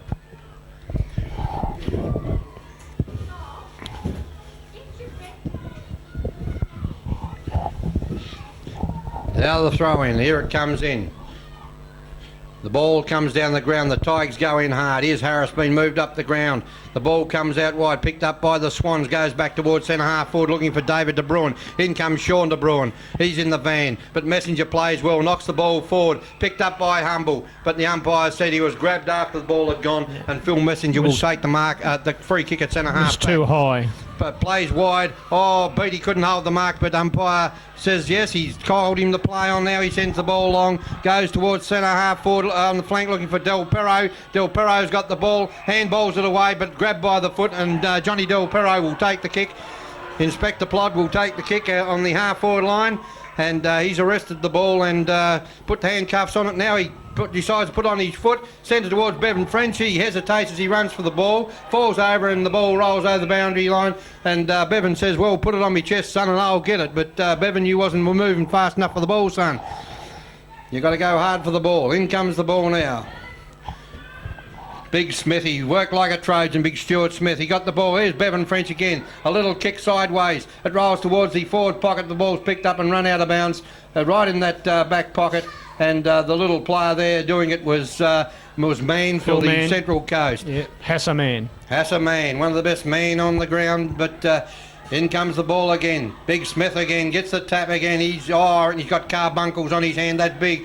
Picked up there by De Bruin, that's Sean De Bruin. Little kick, picked up by Humble. Humble, you're caught the ball, son. You had plenty of time to getting caught a lot today with it, Paul Humble. And the free kick goes to the Central Coast as it goes back towards the centre of the ground. Oh, a good mark there, taken by Simon Wood. Simon Wood in the famous Ablett number 5 Guernsey. Kicks it forward, looking up there for the big fella. He can't mark the ball. That was Jaffray. The ball hits the ground, push in the back, and he'll take the free kick. The Tigers. Bad play there because he was the only man there for the Central Coast. They had three Tigers there, and Messenger's got the free kick. He goes wide out on that far side of the ground. He's looking for Matty Cashman. Cashman and Wing out on the far side wing. Wing picks up the ball on the wing. No, he doesn't. He misses the ball on the wing. But the ball's knocked back towards the boundary line. Picked up by the coast, Central Coast. Sent back towards the centre of the ground. The big fella, Sean De Bruin, can't hold it this time. It hits the ground. In they go. He's still in the van. He's got the ball. Handballs it out to big David De Bruin. David De Bruin handballs it to no one in particular, but it's gone to the boundary line and over and out of bounds on the right half forward flank, with the Central Coast kicking towards the Cape end of the ground. Well, Bob, she's not much scoring at the moment, but she's certainly hotted up. It's certainly hotted up, and it's highly competitive. Neither side are giving each other an inch. Could be a good move with Dale Hyland on Travis Burke. He could cut down that situation there. Well, he's got Father Time on his side, hasn't he? He certainly has. There's the throw in on that far side of the ground. Sean de Bruin goes into the ball, can't control it. The ball hits the ground. And umpire King says, "Give it to me, fellas. I'm going to throw up again." That's the football, of course, right. on the far side of He's looking fairly well. I don't think he's going to throw up at the moment. Yes, looking well, King. As he throws the ball in the air once again. Up they go. Big Smithy working like a Trojan. Big Stuart Smith picked up by Lee Geard. Lee Geard puts it back on the... here's Travis Burke in the van, but it's been... Is it a goal? I think it is goal. Yes, it was a goal. Kicked by the big fella running back towards centre half forward, and I think that player is... I can't quite... Big Stuart Smith, is I it? think it might have been the one that kicked it. I think it is. He's coming back towards the centre anyway. This is him coming back right towards the centre square. Turn around, Sonny. Give us a look at your number. Yeah, that's him. But big Stuart Smith playing his first year of football, Stewie Smith, Australian rule football, and he kicks their 7th goal. So they're 7-9-49. They lead the Tigers 6-4-40, and the Tigers have stopped in this quarter because the Central Coast have taken over. There it goes again, but the Tigers not to be denied are fighting back as Tarali goes through, can't control the ball. In goes Cashman, it's on the ground. Player knocks the ball out. It's picked up by Cox there. He puts it out wide. It gives Big Dave de Bruin after the ball. He can't control the ball. Through coming was that man for the Tigers to get the free kick, and it's Jamie Morrison going to get the free kick at centre half back. Umpire King said he was held without the ball, and Jamie Morrison will take the kick. Number 6. Plays in a massive Guernsey, says Jamie Morrison, but he puts the ball wide and puts it to Cameron. Cameron, here's trouble. Messenger was met high, but very lucky to get out of that one because he had the ball, he bounced it, and the player hit him a bit high, but very, very lucky to get out of that. Bit of a rough tackle, though. Messenger kicks the ball out wide, all to no one in particular, and the ball rolls towards the boundary line and out of bounds on that centre wing on the far side of the ground. How long gone in the quarter, Mal? As he looks at his clock and consumes another... How much? 7.5. They've played 7.5 minutes to go or to play? 7.5 minutes to go in the third quarter of this grand final. And there goes another can of Coke out the door as the ball goes back towards centre half forward for the Swans. But free kick has been paid and it's going to go to the Tigers on that far side of the ground. And it's the big bloke, Bly. He kicks the ball forward. Looking for Matthew Cashman, but he just lopes up. They've seemed to have stopped a bit, the Tigers, Bobby. They're not going as hard at the ball as what they was. Certainly not. It's almost as if they've stopping and thinking about it. Yeah. The ball's out of bounds right in front of the scoreboard. There's the throw in. They go up. In come the Tigers. Overrun the ball again. They're starting to get tired. Now the ball's picked up. Good play there by the Tigers. It goes over the top. Here it goes again. Is that Matthew White? White kicks the ball forward long to full forward. McLaren couldn't take a one-hander. Goes in after the ball again. The ball's caught up, but umpire Parry says, "Give it to me, fellas. I'm going to ball it up some 15 metres out in front of the goal for the Tigers, kicking towards the town end." There's the throw up. Leaving Central Coast, get the ball, knock it forward, goes back towards centre half back. Here's a chance for the Tigers. Picked up there by the little fellow Tarali, the league best, and Ferris puts it towards full forward. Nearly a good mark taken there by Del Perro. Kicked over his, goal of the day, Bevan French. Goal of the day. Picked the ball up some 35 metres up. Swung around on his right boot and drilled it. That would have to be the goal of the day, Bob. Yep. Yeah, rode the pack very well, Bevan. Yeah, always looking for opportunities, and it came his way, and he was able to finish it off.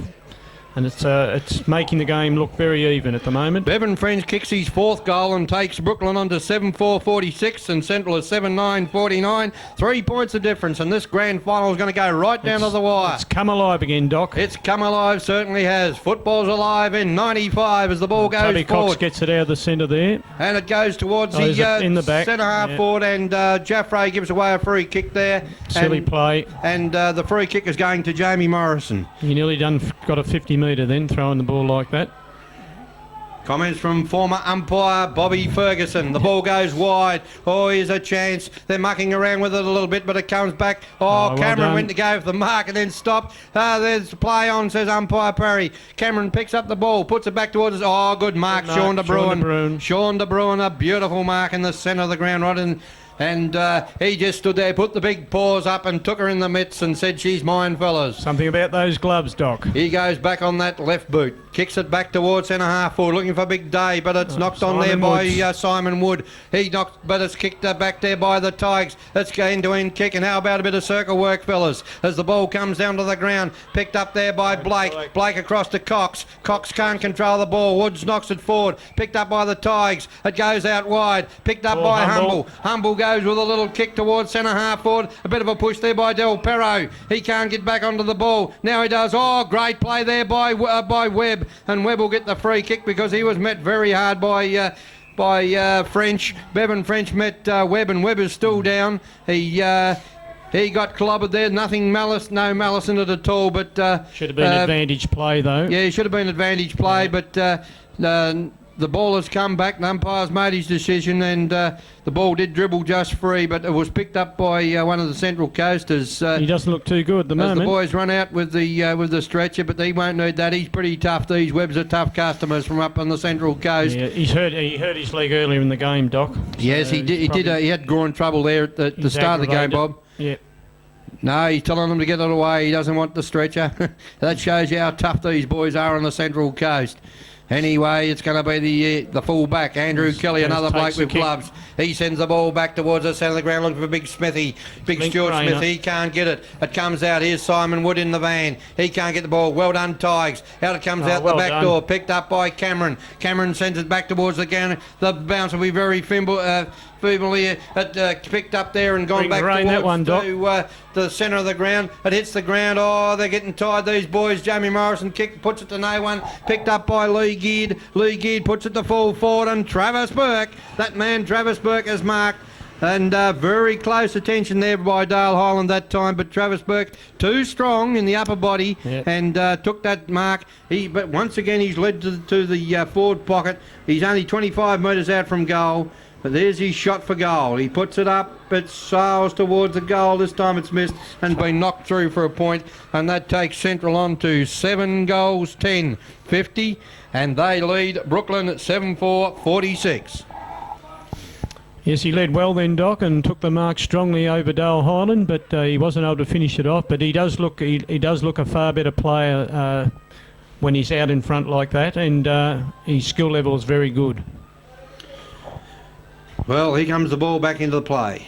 This time kicked, Bevan French showing, pulled his leg a bit as he kicked that ball, but it's gone out wide on that far. So what'd you stop for, son? He puts well the ball done, back, Brian Cameron. puts it back to Cameron, put it to Cashman. Cashman towards full forward. The ball's on the ground, in they go. Swans everywhere. Not many Tigers there. In goes Andrew McLaren, forces the ball towards the boundary, and Andrew Kelly makes sure the ball goes over the boundary line, over in front of the Tom Barnard stand on the winded ground. They're defending very well, Doc, the Central Coast. They certainly are, Bob. They're certainly crowding it up and not giving Brooklyn Tigers many opportunities. The ball's thrown in over there on the forward pocket, and Lee Geard calling for a free kick, but I think they're going to throw it in. No, he's got a free kick. They had a tough game last week, Bob, against East Side. It might have just taken a little bit more out than what we think. Yes, they're starting to tire. They're starting to tire. They look good in that first half, but they're starting to tire. And although Central haven't played for 3 weeks, they've had plenty of time to have a spell, haven't they? That's right. So, I mean, they had to settle down, though, and they're settled down and they're going very well. Anyway, the ball's back in dispute in the centre of the ground. Out comes now, picked up by the Tigers, kicked by Zylstra towards centre half forward. Oh, nearly a good mark taken there. The ball played on it, kicked off the ground. Oh, here's a chance for the Tigers. No, they can't. They come out the back door. It's picked up by Kelly, I think it was. Put it about forward. Oh, in the back. Should have been a free kick to Central Coast, but it comes to the Tigers. Picked up by the little fella in Cashman. What's he done? Dwayne Cashman. I think he's drilled it. He has. Dwayne Cashman has kicked the goal, and Big Mel gives a big sigh of relief as she's gone through for goal to put the Tigers on 8 goals 4. That is 52, 2-point leaders over Central Coast 17-50. Good goal, Dwayne Cashman. Good goal there, yes. Dwayne Cashman showing plenty of determination coming through there and focused on the goal, and he certainly finished it off, and that's a very good goal. That should really encourage Brooklyn Tigers to stick with it. How long left to get? 1 minute to go in the third quarter, so it's going to go right down to the wire, this game. Umpire Parry throws the ball. Who's going to get this goal from this bounce? A good tap. It comes out. The Tigers are in the van here. In they go. They're going in a bit harder this last couple of minutes. There it goes forward even further. Player. Oh, here's a chance for Andrew McLaren. Handballs to Humble. Humble in the goal square. Puts it back to McLaren. McLaren on the right boot, and he's kicked the goal. Yes. There's 2 quick goals. Well, there are 2 very important goals, Bobby Ferguson. Indeed, they are, because that goal that Cashman just kicked certainly G'd them up, and they got the ball out of the centre. Puka knocked it out well, and they forced it forward, and they're able to put another goal on the board, and it's looking good. Andrew McLaren with his second goal, and and Mal's got the shakes. He's away. He's no need to shake, Mal. They've come back well, the Tigers. I thought they was gone actually at some 5 minutes ago, but they've come back in real Tiger spirit, and they've kicked the last 2 goals, which is a good sign going into the last quarter. Puka gets the hit out again. Jeremy White tries to force it forward, but is tackled. The ball is down, is going to be balled up by umpire King. Umpire Ian King throws the ball in the air. Up they go.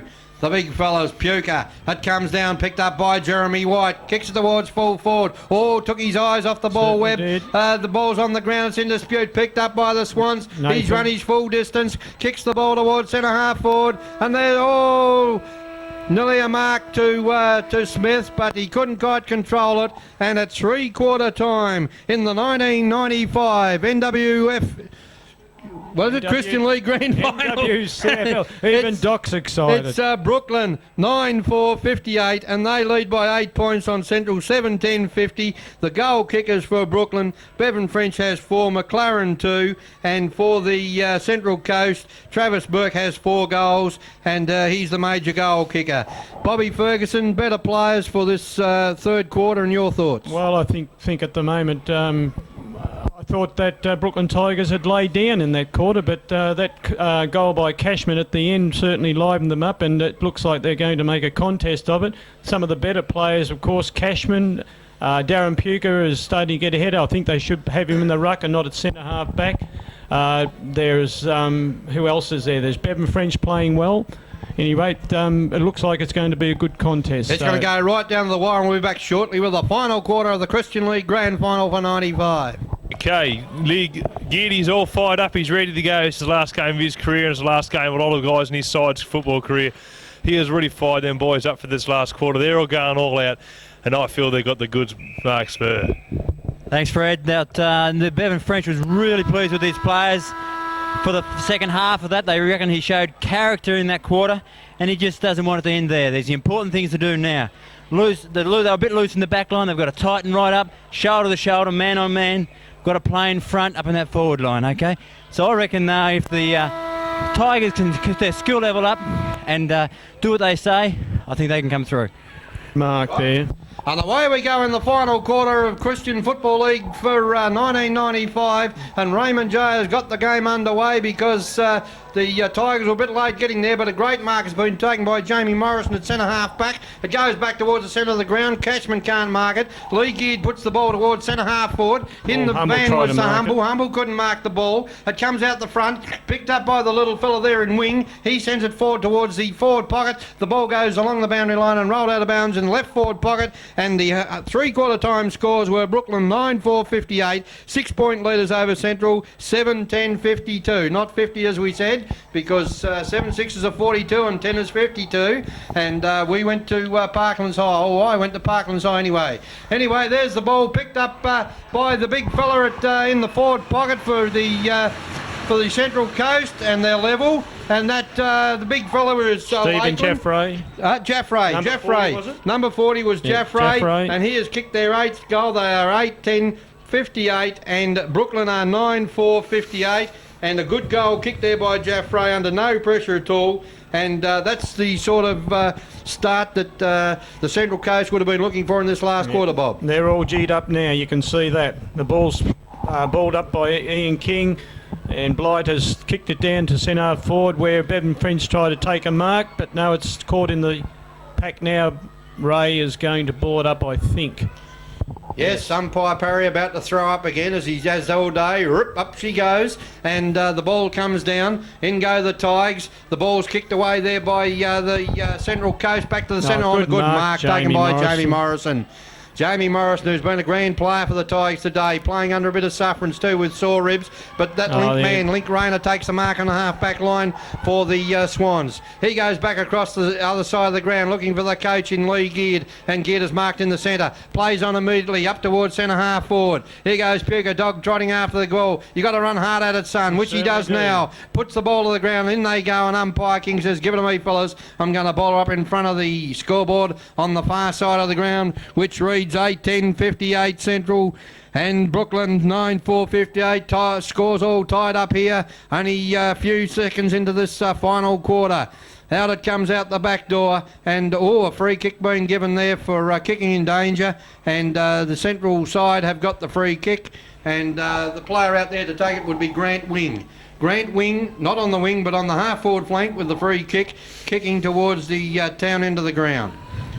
All eyes on Grant Wing as he waves to the crowd to tell them to get back. There's his kick, high in the air, it holds up in the breeze. Out they come, but free kick has been paid there by umpire King. He said there was a bit of a push, and Jamie Morrison is the recipient at some 15-20 metres out from goal for the Tigers. He kicks the ball wide out on that far side of the ground looking for Humble. He can't control the ball. Here's this man Cameron, played like a man possessed, out to Zylstra, who was a little bit quiet in that third quarter, Bobby, but he's put it out wide on that half forward line, and the ball's dribbled out of bounds on the right half forward flank with the Tigers kicking towards the table cape into the ground. Yeah, that was good play by Zylstra to kick it to the boundary line because he had no one to kick it to. There's the throw in. Up they go. The big men fly. It comes down to the ground. In they go. Central Coast in the van. They scrummage the ball out the back. It comes out. Geard puts it on the right boot again. Puts it towards the centre of the ground. Oh, you're gone, son. Good tackle by the Tigers. Great play. Man gets the ball out wide. Puts it to De Bruin. Sean De Bruin. He puts it forward, and the mark has been taken just outside 40 by, is it Jaffray again? Not sure. Blake. Yeah, Blake it is. Blake. Yes. Joe Blake gets the ball. Not the snake, but Joe Blake puts the ball forward into the forward pocket. Picked up there by the big fella. Screws it back towards goal. Playing in front, Dale Highland. Well done. Didn't get Travis Burke a sniff at that one. No. And great play, defensive play there by Dale Highland, showing all his years of experience. And he forced that ball along the boundary line, and it went out of bounds. But there's been a free kick given there because the ball must have went out on the full. Yeah, on the full, that's right. Here's the free kick. The resultant free kick goes towards goal. What's he done? He's kicked the goal. It's a beautiful goal. He's kicked the goal, and who was it that kicked the goal? He won't turn around. No, he won't turn around. He won't turn around. The runner goes to him now. There he goes there, I think. And gives him a pat on the back and says, "Well done, looks son." like Woodsy. If that was him, that young fella got the...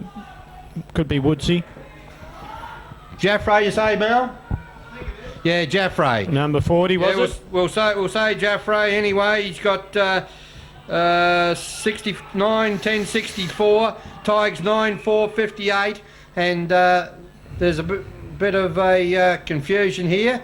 But the free kick has gone to Central. They're starting to get a bit of a roll on. Centre square infringement. Sean De Bruin puts the ball towards centre half forward. Through come the Tigers. Out it comes. Here's the link man. He's after the ball. He's put off Phil Messenger, taking him right to the boundary. Phil. Well done. Cashman picks up the ball, sends it along the boundary, but it's put the ball out of bounds on the full.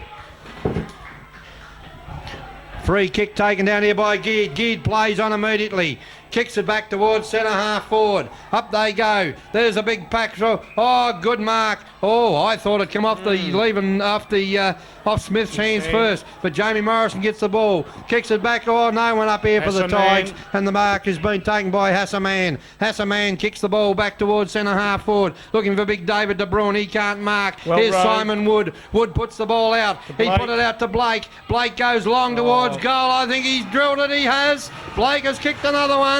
And they're on fire, Central Coast, with Blake kicking their 10th goal. They move on to 10 goals, 10-70. 10-10-70 Central, and Brooklyn are 9-4-58. And it's very important now, Bo, that Brooklyn get the next goal. Brooklyn need to get the next goal, otherwise this run that Central Coast are on now will not end until the final siren, and they're playing very well. They're playing inspired football. This is a greater comeback than Lazarus. Those comments from Bobby Ferguson as umpire King goes in to throw the ball in the air again. Up they go.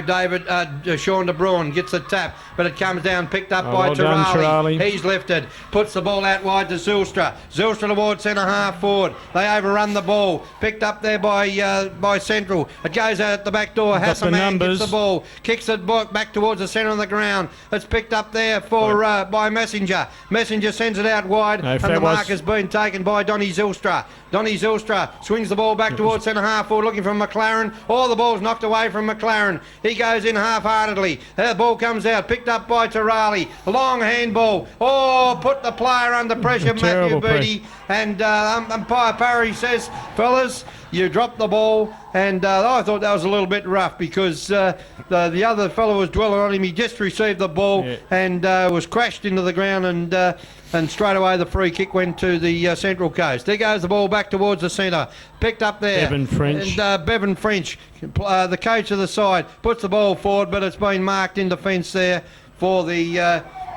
50 metres. Silly Should be- play. That's terribly undisciplined play. And the free kick has gone there to Darren Lakeland. Darren Lakeland with a 50-metre penalty. And is that the sign of things to come? Because Yeah, Lakeland's got the ball. they're He getting goes rattled. short, looking for big David de Yeah. Bruin, and he doesn't let him down at centre half forward. David de Bruin with the football. Grand final 1995, last game of the year in the Christian League. De Bruin puts the ball down, pulls his sock up in typical Plugger Lockett style, lines them up, goes back, very deliberate.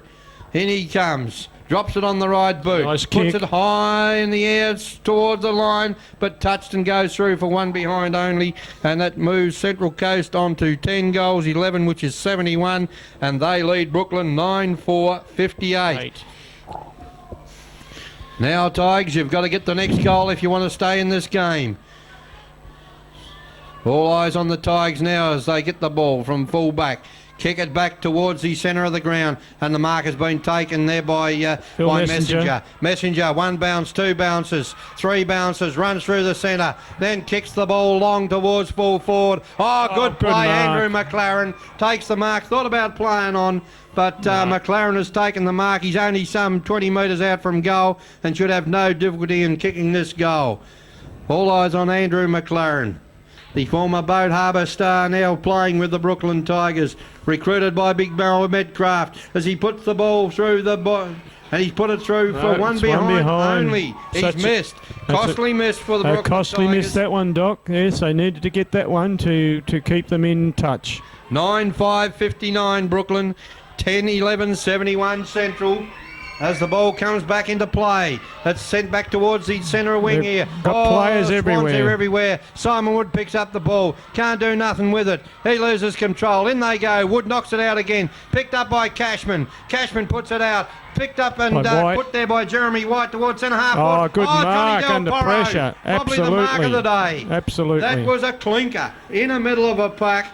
And took a mark and will go back now. He's arrested the ball. He's about to fire from some 35 metres from goal. Johnny Del Perro, can you kick this goal and give the Tigers some relief? He went over the mark. Two players on the mark. Umpire King showing him where the mark is. So Del Perro goes back again. In he comes. Kicks it long. It looks long and straight. It's straight through for one behind only. One behind only, so two shots they've had in Costly the last misses, few Doc. sets. Costly misses. Costly misses, Bobby, yes. They've kicked two behinds in the first minute. Sounds like an expensive wife, doesn't And the it? big fella goes for the cranium and gives it a that's- rub. But there's another mark. Here comes another chance. And it's Matty Cashman. Cashman kicks the ball long towards full forward. it's Jason. Oh, good mark! Good mark, Well Bevan done. French. Yeah, He's Jace. marked right in front. Now here's the chance. That was Can the coach lift him? Jason Sutton that kicked that ball to the forward line. Jason Sutton, I'm sorry, 13 minutes to go in the grand final of 95. Now they And have to get Jason this one, Sutton Doc. had put the ball to Bevan French. Bevan French kicks for goal, and he doesn't miss him. That's his 5th. Bevan French has put the Tigers back in with a show. Next score, very important, Bobby Ferguson. Absolutely, yes. So that was good determined play by the Brooklyn Tigers to keep it in on their forward line. Jason Sutton took a good mark and was able to centre it. Bevan French took a very good mark under pressure and is able to bring up 4 points. And it keeps them in the game. The game's not over yet, Doc. She's certainly not. She's not over till the fat lady sings. Absolutely. And there's no fat women around here, son. Oh, there's a couple with dresses, though. Anyway, away we go, and Raymond J throws the ball into the air. Up they go. It comes down the ground, picked up by Gid. A little short kick. He looks out there for Wood. The ball's overrun. In they come. In comes Messenger. You should have went for the ball, son. Picked up by Blake. It goes to Bly. Bly puts it. Here's Messenger, the runner again. 2 bounces and away he goes back to the centre of the ground. Oh, the high flying Sutton should have got a free kick there. It comes out with Dwayne Cashman. He puts it wide to Donny Zylstra. Zylstra goes on the right boot back towards centre half forward. Del Perro. Del Perro plays on. Here's a handball. They're here everywhere. The Tigers. Through comes Dwayne Cashman. Kick a goal, son, and he does. The Tigers are back in town. The Tigers are back, and Dwayne Cashman ran through and kicked that goal. A good build-up by the Tigers, and Bobby, my voice is going. Oh, absolutely. Is it any wonder? That puts them 1 point in front. Oh, this is a tight game. This is a terrific game. Like you said at three-quarter time, Doc, this is the best game you've seen for a long while. The best full a grand final game that you've seen. Oh, it certainly is, Bob, and what a sight to see. Dwayne Cashman, Big Mal gets up, stretches the legs, scratches the head, puts the arms high, demolishes another carton of Coke, and away we go again with umpire King. He's about to put that's Dwayne Cashman's 2nd goal, and come at a good time in the game. There's the throw up. Up they go. These 2 great sides, they're fighting tooth and nail. In they go. Put your umpires, put your whistles away and let them play her out. As they go there now, the Swans go out of defence, kick the ball long towards centre half forward. Here's Humble, gone back into the back line. Brian Cameron swoop. Here's Burke. Burke picks up the ball, fires back towards the goal, but he's missed to the left. It's level pegging, Doc. It's level pegging here at Wynyard in the grand final of 95. I need a can of Coke, mate. Well, we've got a can of, we did have, yeah. Yeah, they're level now, and that puts the Central Coast on to 10-12-72, and also Brooklyn on 11-6-72. I need to man up now. What's going to happen? The ball goes wide. Here it goes, looking for Puka. Puka can't mark. Blight gets the ball. Goes back towards the centre of the ground with a big long kick, but it's all Central Coast. Lee Gear drops an easy mark. In they go. Pressure. Picked up by Zylstra. Zylstra with a little under kick. He's found big Sutton. Sutton goes long towards the goal. Will it go out on the full? It does. And it's out of bounds in the left forward pocket. And the Tigers, everyone on their feet, everyone standing up around the ground. This is a rip snorter. This is the best grand final you'd ever want to see. This is what grand finals are made of. Absolutely. As the Central Coast are about to put the ball back into play. Beautiful kick. There goes the kick back to the centre, looking for Sean de Bruin. 1 grab, 2 grabs, couldn't hold it. Picked up, goes back towards the centre of the ground. In they go, Tarali and Geard fighting for the ball. Geard playing like a man possessed. Gets the ball, knocks it forward. In they come, all over the top of Messenger. And umpire King says, give it to me, fellas. I'm going to ball it up in the centre of the ground here at Wynyard in this great grand final of the Christian League for 95. It was a desperate lunge by Messenger there into the pack. Puka and Smith. Smith gets the tap. It comes out the back door. In they go. The Tigers knock it forward. In they go again. And umpire King says, give it to me, fellas. I'm going to bowl it up again.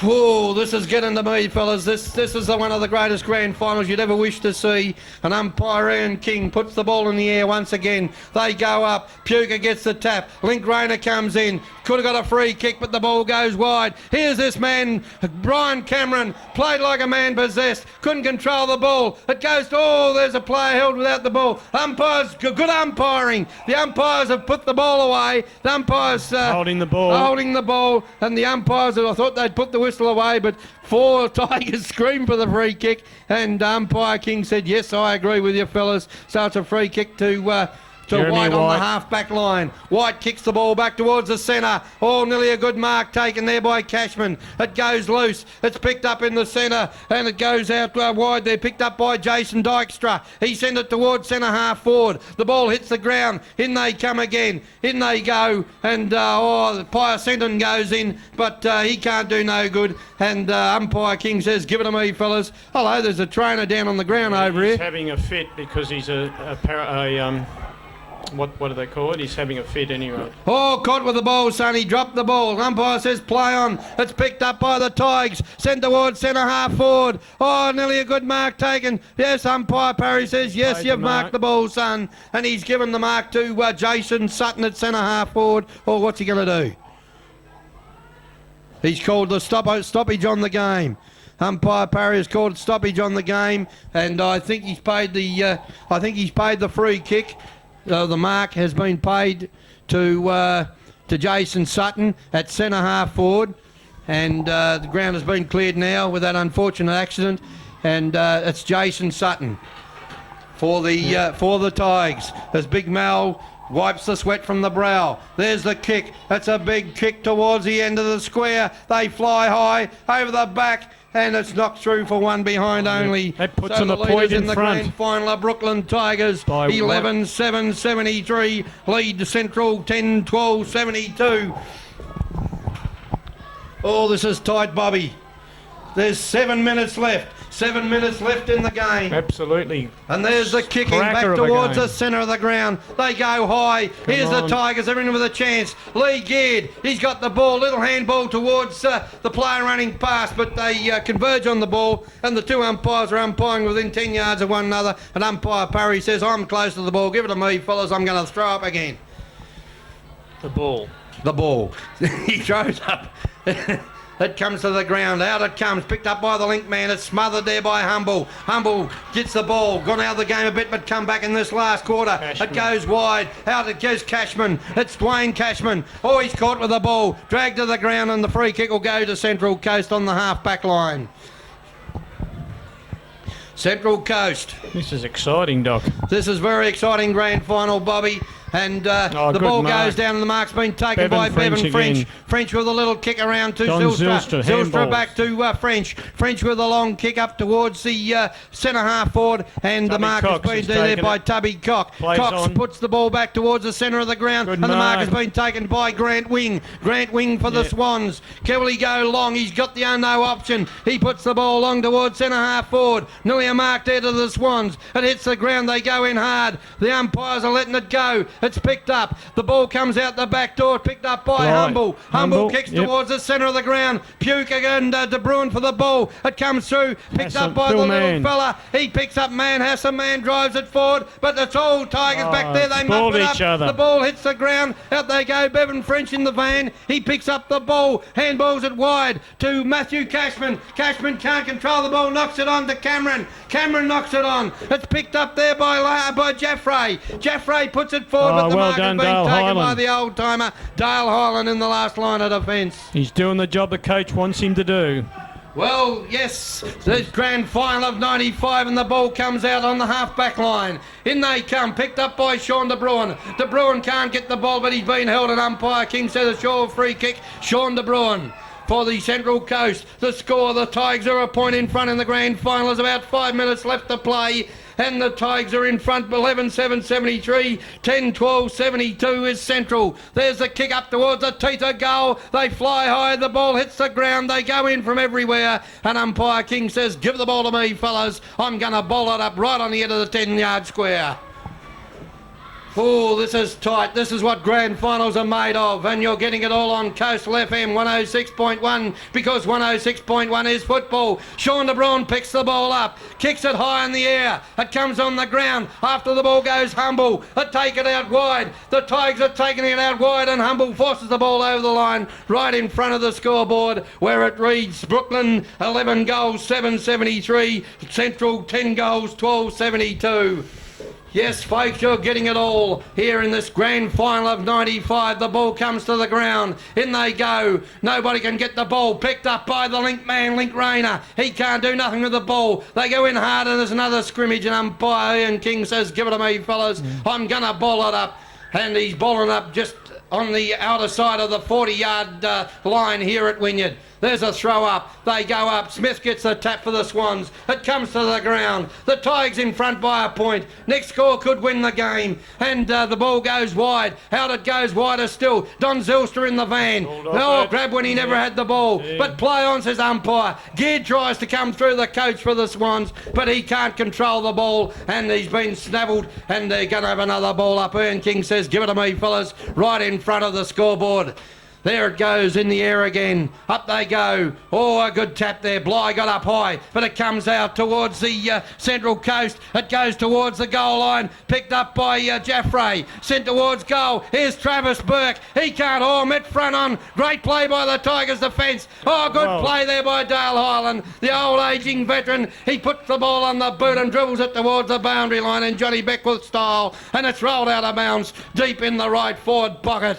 And there's another player down. Travis Burke is down, and the umpire has called a stoppage to play, and this might help both sides regroup. Bobby Ferguson. Yes, this is very exciting. I think Travis got I think it was a fair hip and shoulder, but it was front on there. Yes, the players held up. This is very exciting. I don't know what we can do about this.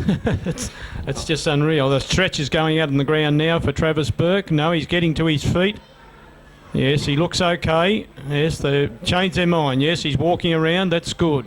Good to see. Yeah, good to see. Good to see. And the ball will the come ball's back. being thrown in now. And the ball will be thrown in deep on this. Smith goes high, knocks the ball towards the goal. In goes Bevan French, picks up the ball, goes out. Oh, grabbed high, but the ball, umpire King has put the whistle away, and it's gone out of bounds once again in this right forward pocket with the Tigers 1 point up in the grand final of 95. There's a throw in. Up they go. Smith guards the ball. He's caught with the ball. Out come the Tigers with the ball. Great play, Jamie Morrison. Puts the ball on the boot out towards the centre wing. Here comes Messenger, the man of the moment. In they go. In go the Swans. But umpire Parrish says there's a free kick. And the free kick is going out there to Piacenton, Danny Piacenton with the ball, and he's going to send it into the forward line with a big long kick. They hopefully think he swings it across towards centre half forward, and the mark has been taken there by his brother. His brother kicks the ball towards centre half forward or full forward. Burke can't mark, he can't recover. It's all Tigers back there, picked up by Paul Humble. He goes on the right boot, out looking for Zylstra. Zylstra in the van, grab when he hasn't got the ball and will get the free kick.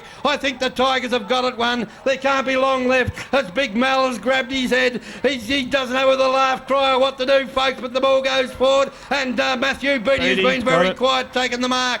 Beattie gets on the ball, kicks it towards centre half forward. Oh, what a great no mark, and hits the ground. The ball's there, in they go. Oh, there's a scrimmage there, and umpire Perry will have to ball it up. It's right on 40 outside the Tigers. They're kicking towards the Cape into the ground here at Wynyard, and what a great grand final we've got. The crowd are right on their edge of their seats. They're standing. Smith gets the tap, sends the ball wide out on the far side of the ground. In goes Cashman. Matty Cashman swings around on his right boot, puts it back towards centre half forward. Here goes little Simon Wood in for the Swans. Gets the ball, puts it back towards centre half back. Oh, they've muffed it here. Here's a chance for the Tigers. Picked up. Here's Andrew McLaren. He's going to run in and kick a goal. He's kicked the goal. And Big Mel. He's sheer determination. I think the Tigers are home. Yep. The Tigers, Andrew McLaren. What a goal. Great goal, Bobby. Great goal. Great football by Brooklyn Tigers. Full of determination. And they kept forcing the ball forward.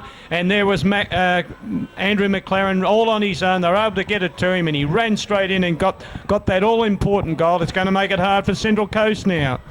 Yes, 12-7-79 Brooklyn, Central Coast 10-12-72. They've been the best team all year, but they've had a 3-week layoff for this grand final. And what a great goal kick by Andrew McLaren, snavelled up in the draft. He was, because he played with Boat Harbour, and they're now defunct, but he's going to play in a grand final side. There's 11 seconds left in the game as there's a pile up at centre half forward. Raymond J says, give it to me, fellas. I'm going to bowl her up, but the Tigers are home. The Tigers are home, yes, it's going. Yes, and there it is. The Tigers are premiers. Brooklyn Tigers are premiers for 1995, and what a great effort. Brooklyn 12-7-79 defeated Central 10 goals 12-72, and Big Mel is as proud as a peacock.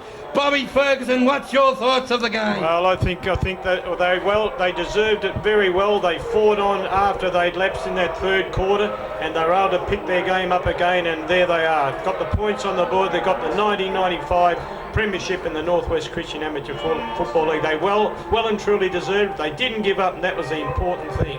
Just unfortunate for Central Coast, their first time in the league, and yet they made it to the grand final. They fought it out well. It's just so disappointing for them, but nevertheless, there's always next year. Congratulations to Brooklyn Tigers for doing so well and winning the grand final this year. Yes, well done, Bobby. Thanks very much. And Big Mel, well, look at him, folks. He's gone to pieces completely. Well done, Brooklyn Tigers. Well done, Big Mel. A great effort. The goal kickers for Brooklyn, Leon French. Bevan French has kicked 5 goals. What a great inspiration he was. Dwayne Cashman kicked 2. Andrew McLaren kicked 3. Humble kicked 1. Beatty kicked 1. And I think that's about it. For the Central Coast, Jaffray kicked 3, Smith kicked, Burke kicked 4, Sean de Bruin kicked 2, and Blake kicked 1. But what a great effort by the Tigers. They're the premiers for 1995, and I'm telling you, you've heard it on 106.1 Coastal FM, because 106.1 is football, and this is the greatest grand final that I've ever seen in the Northwest Amateur Christian Football League. The Tigers have won, they're victorious, they've won by 7 points. Well done, Bevan French, well done all the hierarchy, and what a great night it's going to be in Tigerland tonight for their annual dinner. Absolutely. We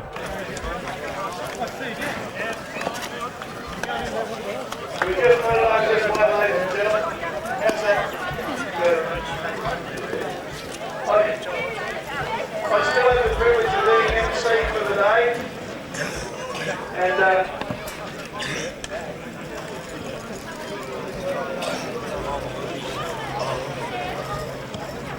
on the left-hand side here, we have our president of the Christian Football League, Bob Ferguson, and he'll be presenting the medals, the umpires' medals, and the winning team medals in a little while. Rob Hancock in the box up there with me this afternoon said, this is one of the best Christian Football League grand finals he's ever attended, and I think a deserved clap all round his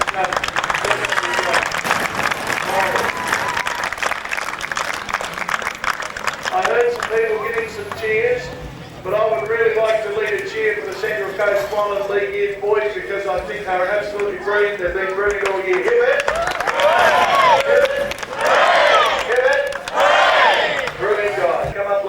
Decision, a man who really put his all into it today and made some great ways possible. The Central Coast Swans, would you believe it? Sean de Bruin,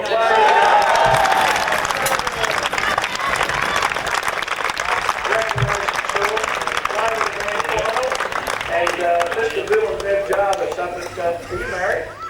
Well, you can get married now and get a nice occasion. So what they would like to do is they'd like to present you from the NWCFL, Bill and Bev Jarvis at Umberburn, your $30 jewellers voucher on that engagement ring, or that nice little watch. Giving it to you, ladies and gentlemen. Great man.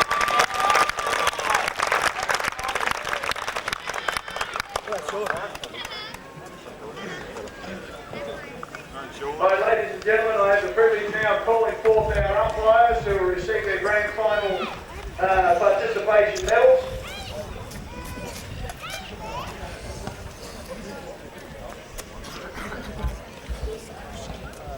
The umpires today to come forward and receive their medals. Stephen and Nicholas.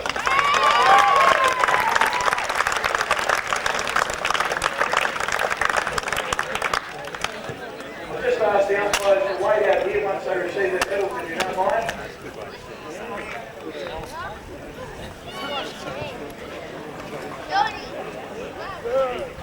Okay, we call on the other 2 boundary umpires, and a great lady who's been really doing the great work this year with us. We call on Tracy and Nathan as well. Congratulations, Nathan.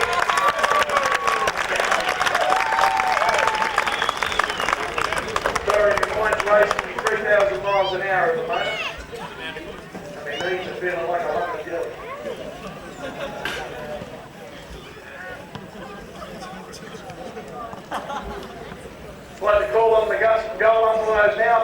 Andy and Jason.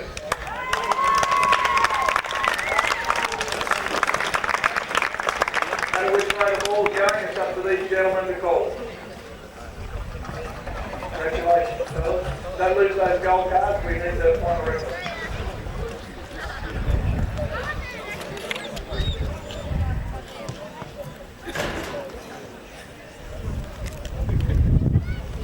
I'd like to call on our emergency umpire if he's still here, Mr. Ernie Lee. Thanks, Ernie.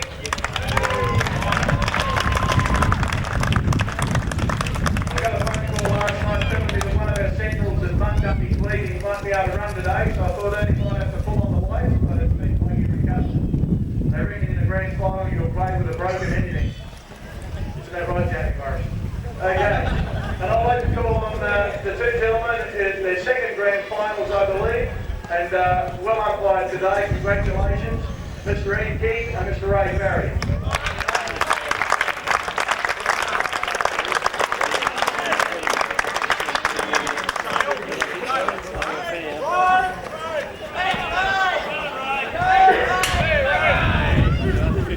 It was great to see a grand final that Ray wasn't doing a lot of this time. Okay, I'd like you please with me to give 3 cheers for our central umpires. Give it. Give it. Give it. And to our goals and our boundaries. Give it. Give it. Give it. Round of applause, please, ladies and gentlemen.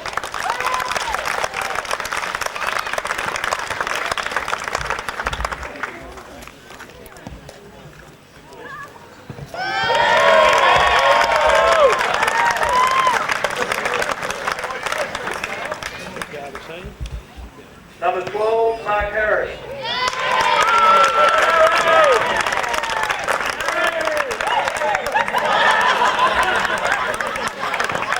We'll do that, you got pulled off the ground.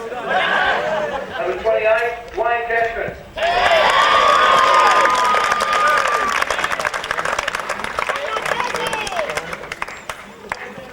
Number 11, Matthew Cashman.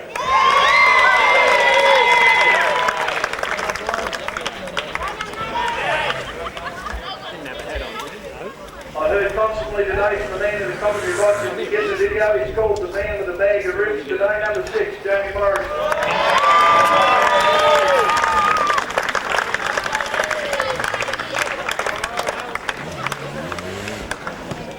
Number 21, Phil Messenger.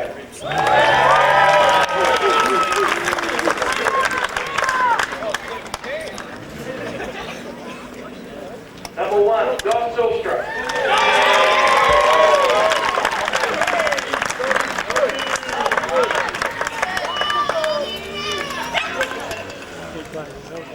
Number 9, Dale Bly.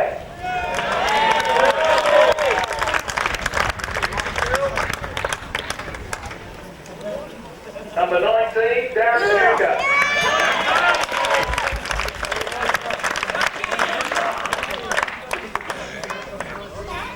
Number 13, Jason Sutton.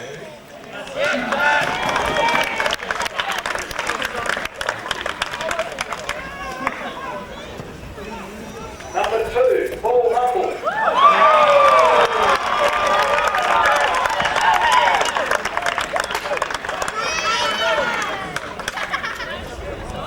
Number 5, Kim Girali.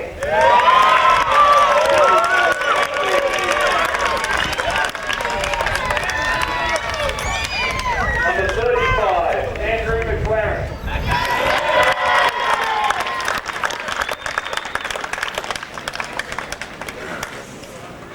Man I heard referred to constantly today, number 31, Mr. Plod, John Belferro.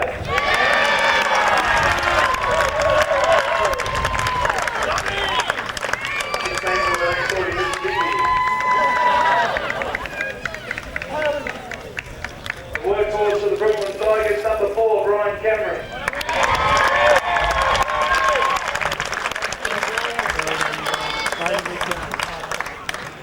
Number 7, Matthew Beattie.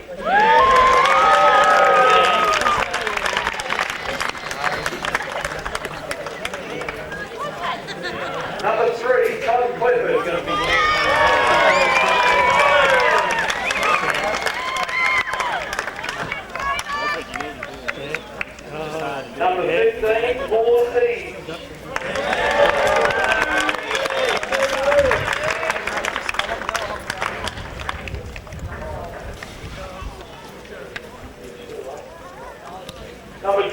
the old man of the Deendale Highland.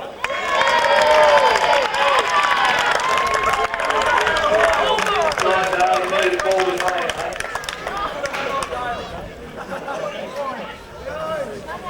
And officially in this lineup of presentations, finally but not least, number 17, the little man himself, Paul Linkman.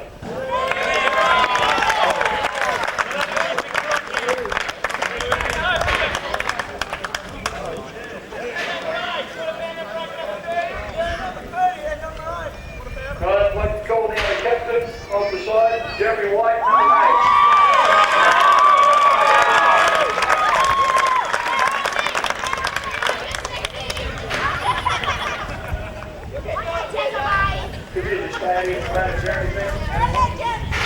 I'd also like to call on the leader of the Brooklyn Tigers, and he's been a leader by example as well as words and deeds this week, the coach this year, number 30, Bevan French.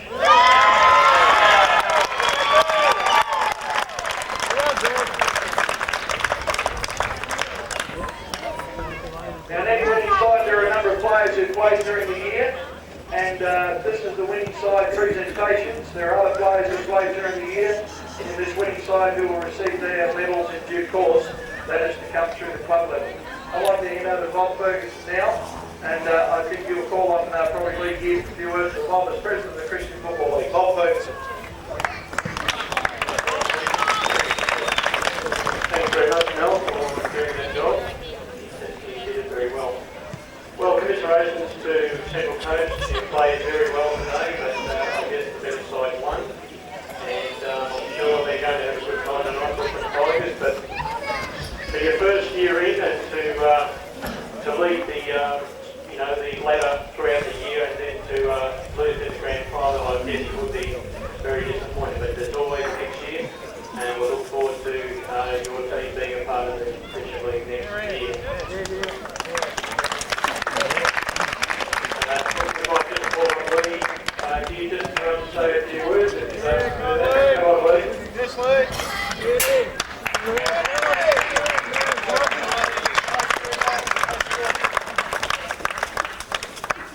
Thank you, Bob. Firstly, I'd like to thank my boys for putting up I think, a pretty fair effort. I said before the game, I've never come across such a nice place. Absolutely terrific. So good to coach. And no politics in the side, and it's a really enjoyable year. To Bevan, super coach, super player. White is not far behind him. And pretty bad. It's got to do it, but it's a incredible game in the end. So when you play grand final like this, there's no spikes, no backhand, there's no elbows, so it goes to show that football is a lot. Good luck, fellas. Thank you.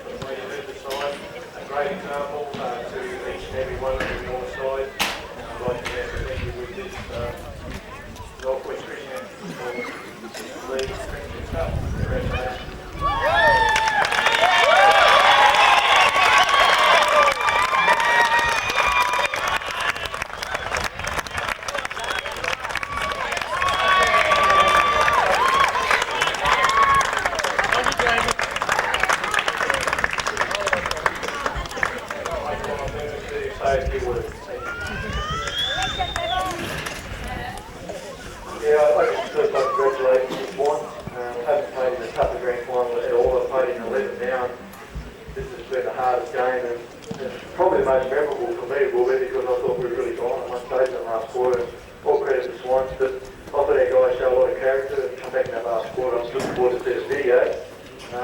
We'll enjoy it even more at second time already. But no, I'd try to echo Giddy's words. I thought our guys too were fantastic throughout the year. It's really a pleasure to coach a team of this team. I mean that sincerely. I mean, last year it wasn't quite as good. This year I thought the guys really listened. I think that's the team, focus on what you want to do, whether it doesn't happen or not. It doesn't work if you're not doing it right. So listen, and I think our guys have done this year. It's fantastic. And all credit to you guys and to these guys that played the first grand final. I'll say it was working for a long time. That again, next year, mate. All right. Thanks everyone. Concerned with the department and the league. Thanks, Humpy, Val, and everyone. Ladies and gentlemen, to finish off our day, I don't think there'd be any greater way than to give thanks in prayer. And you know, there's one of the greatest things since 1987 of being in this league that I have learned. Men and women come from all walks of life, and we come and we play football and work together in teams, but the bond that we have of care, respect, and love in a lot of areas, and being together. This is what this Christian League's all about. How God's hands just on it and show us what the bonding's all about. He's magnificent, and he shows himself in a lot of people through this league. Let's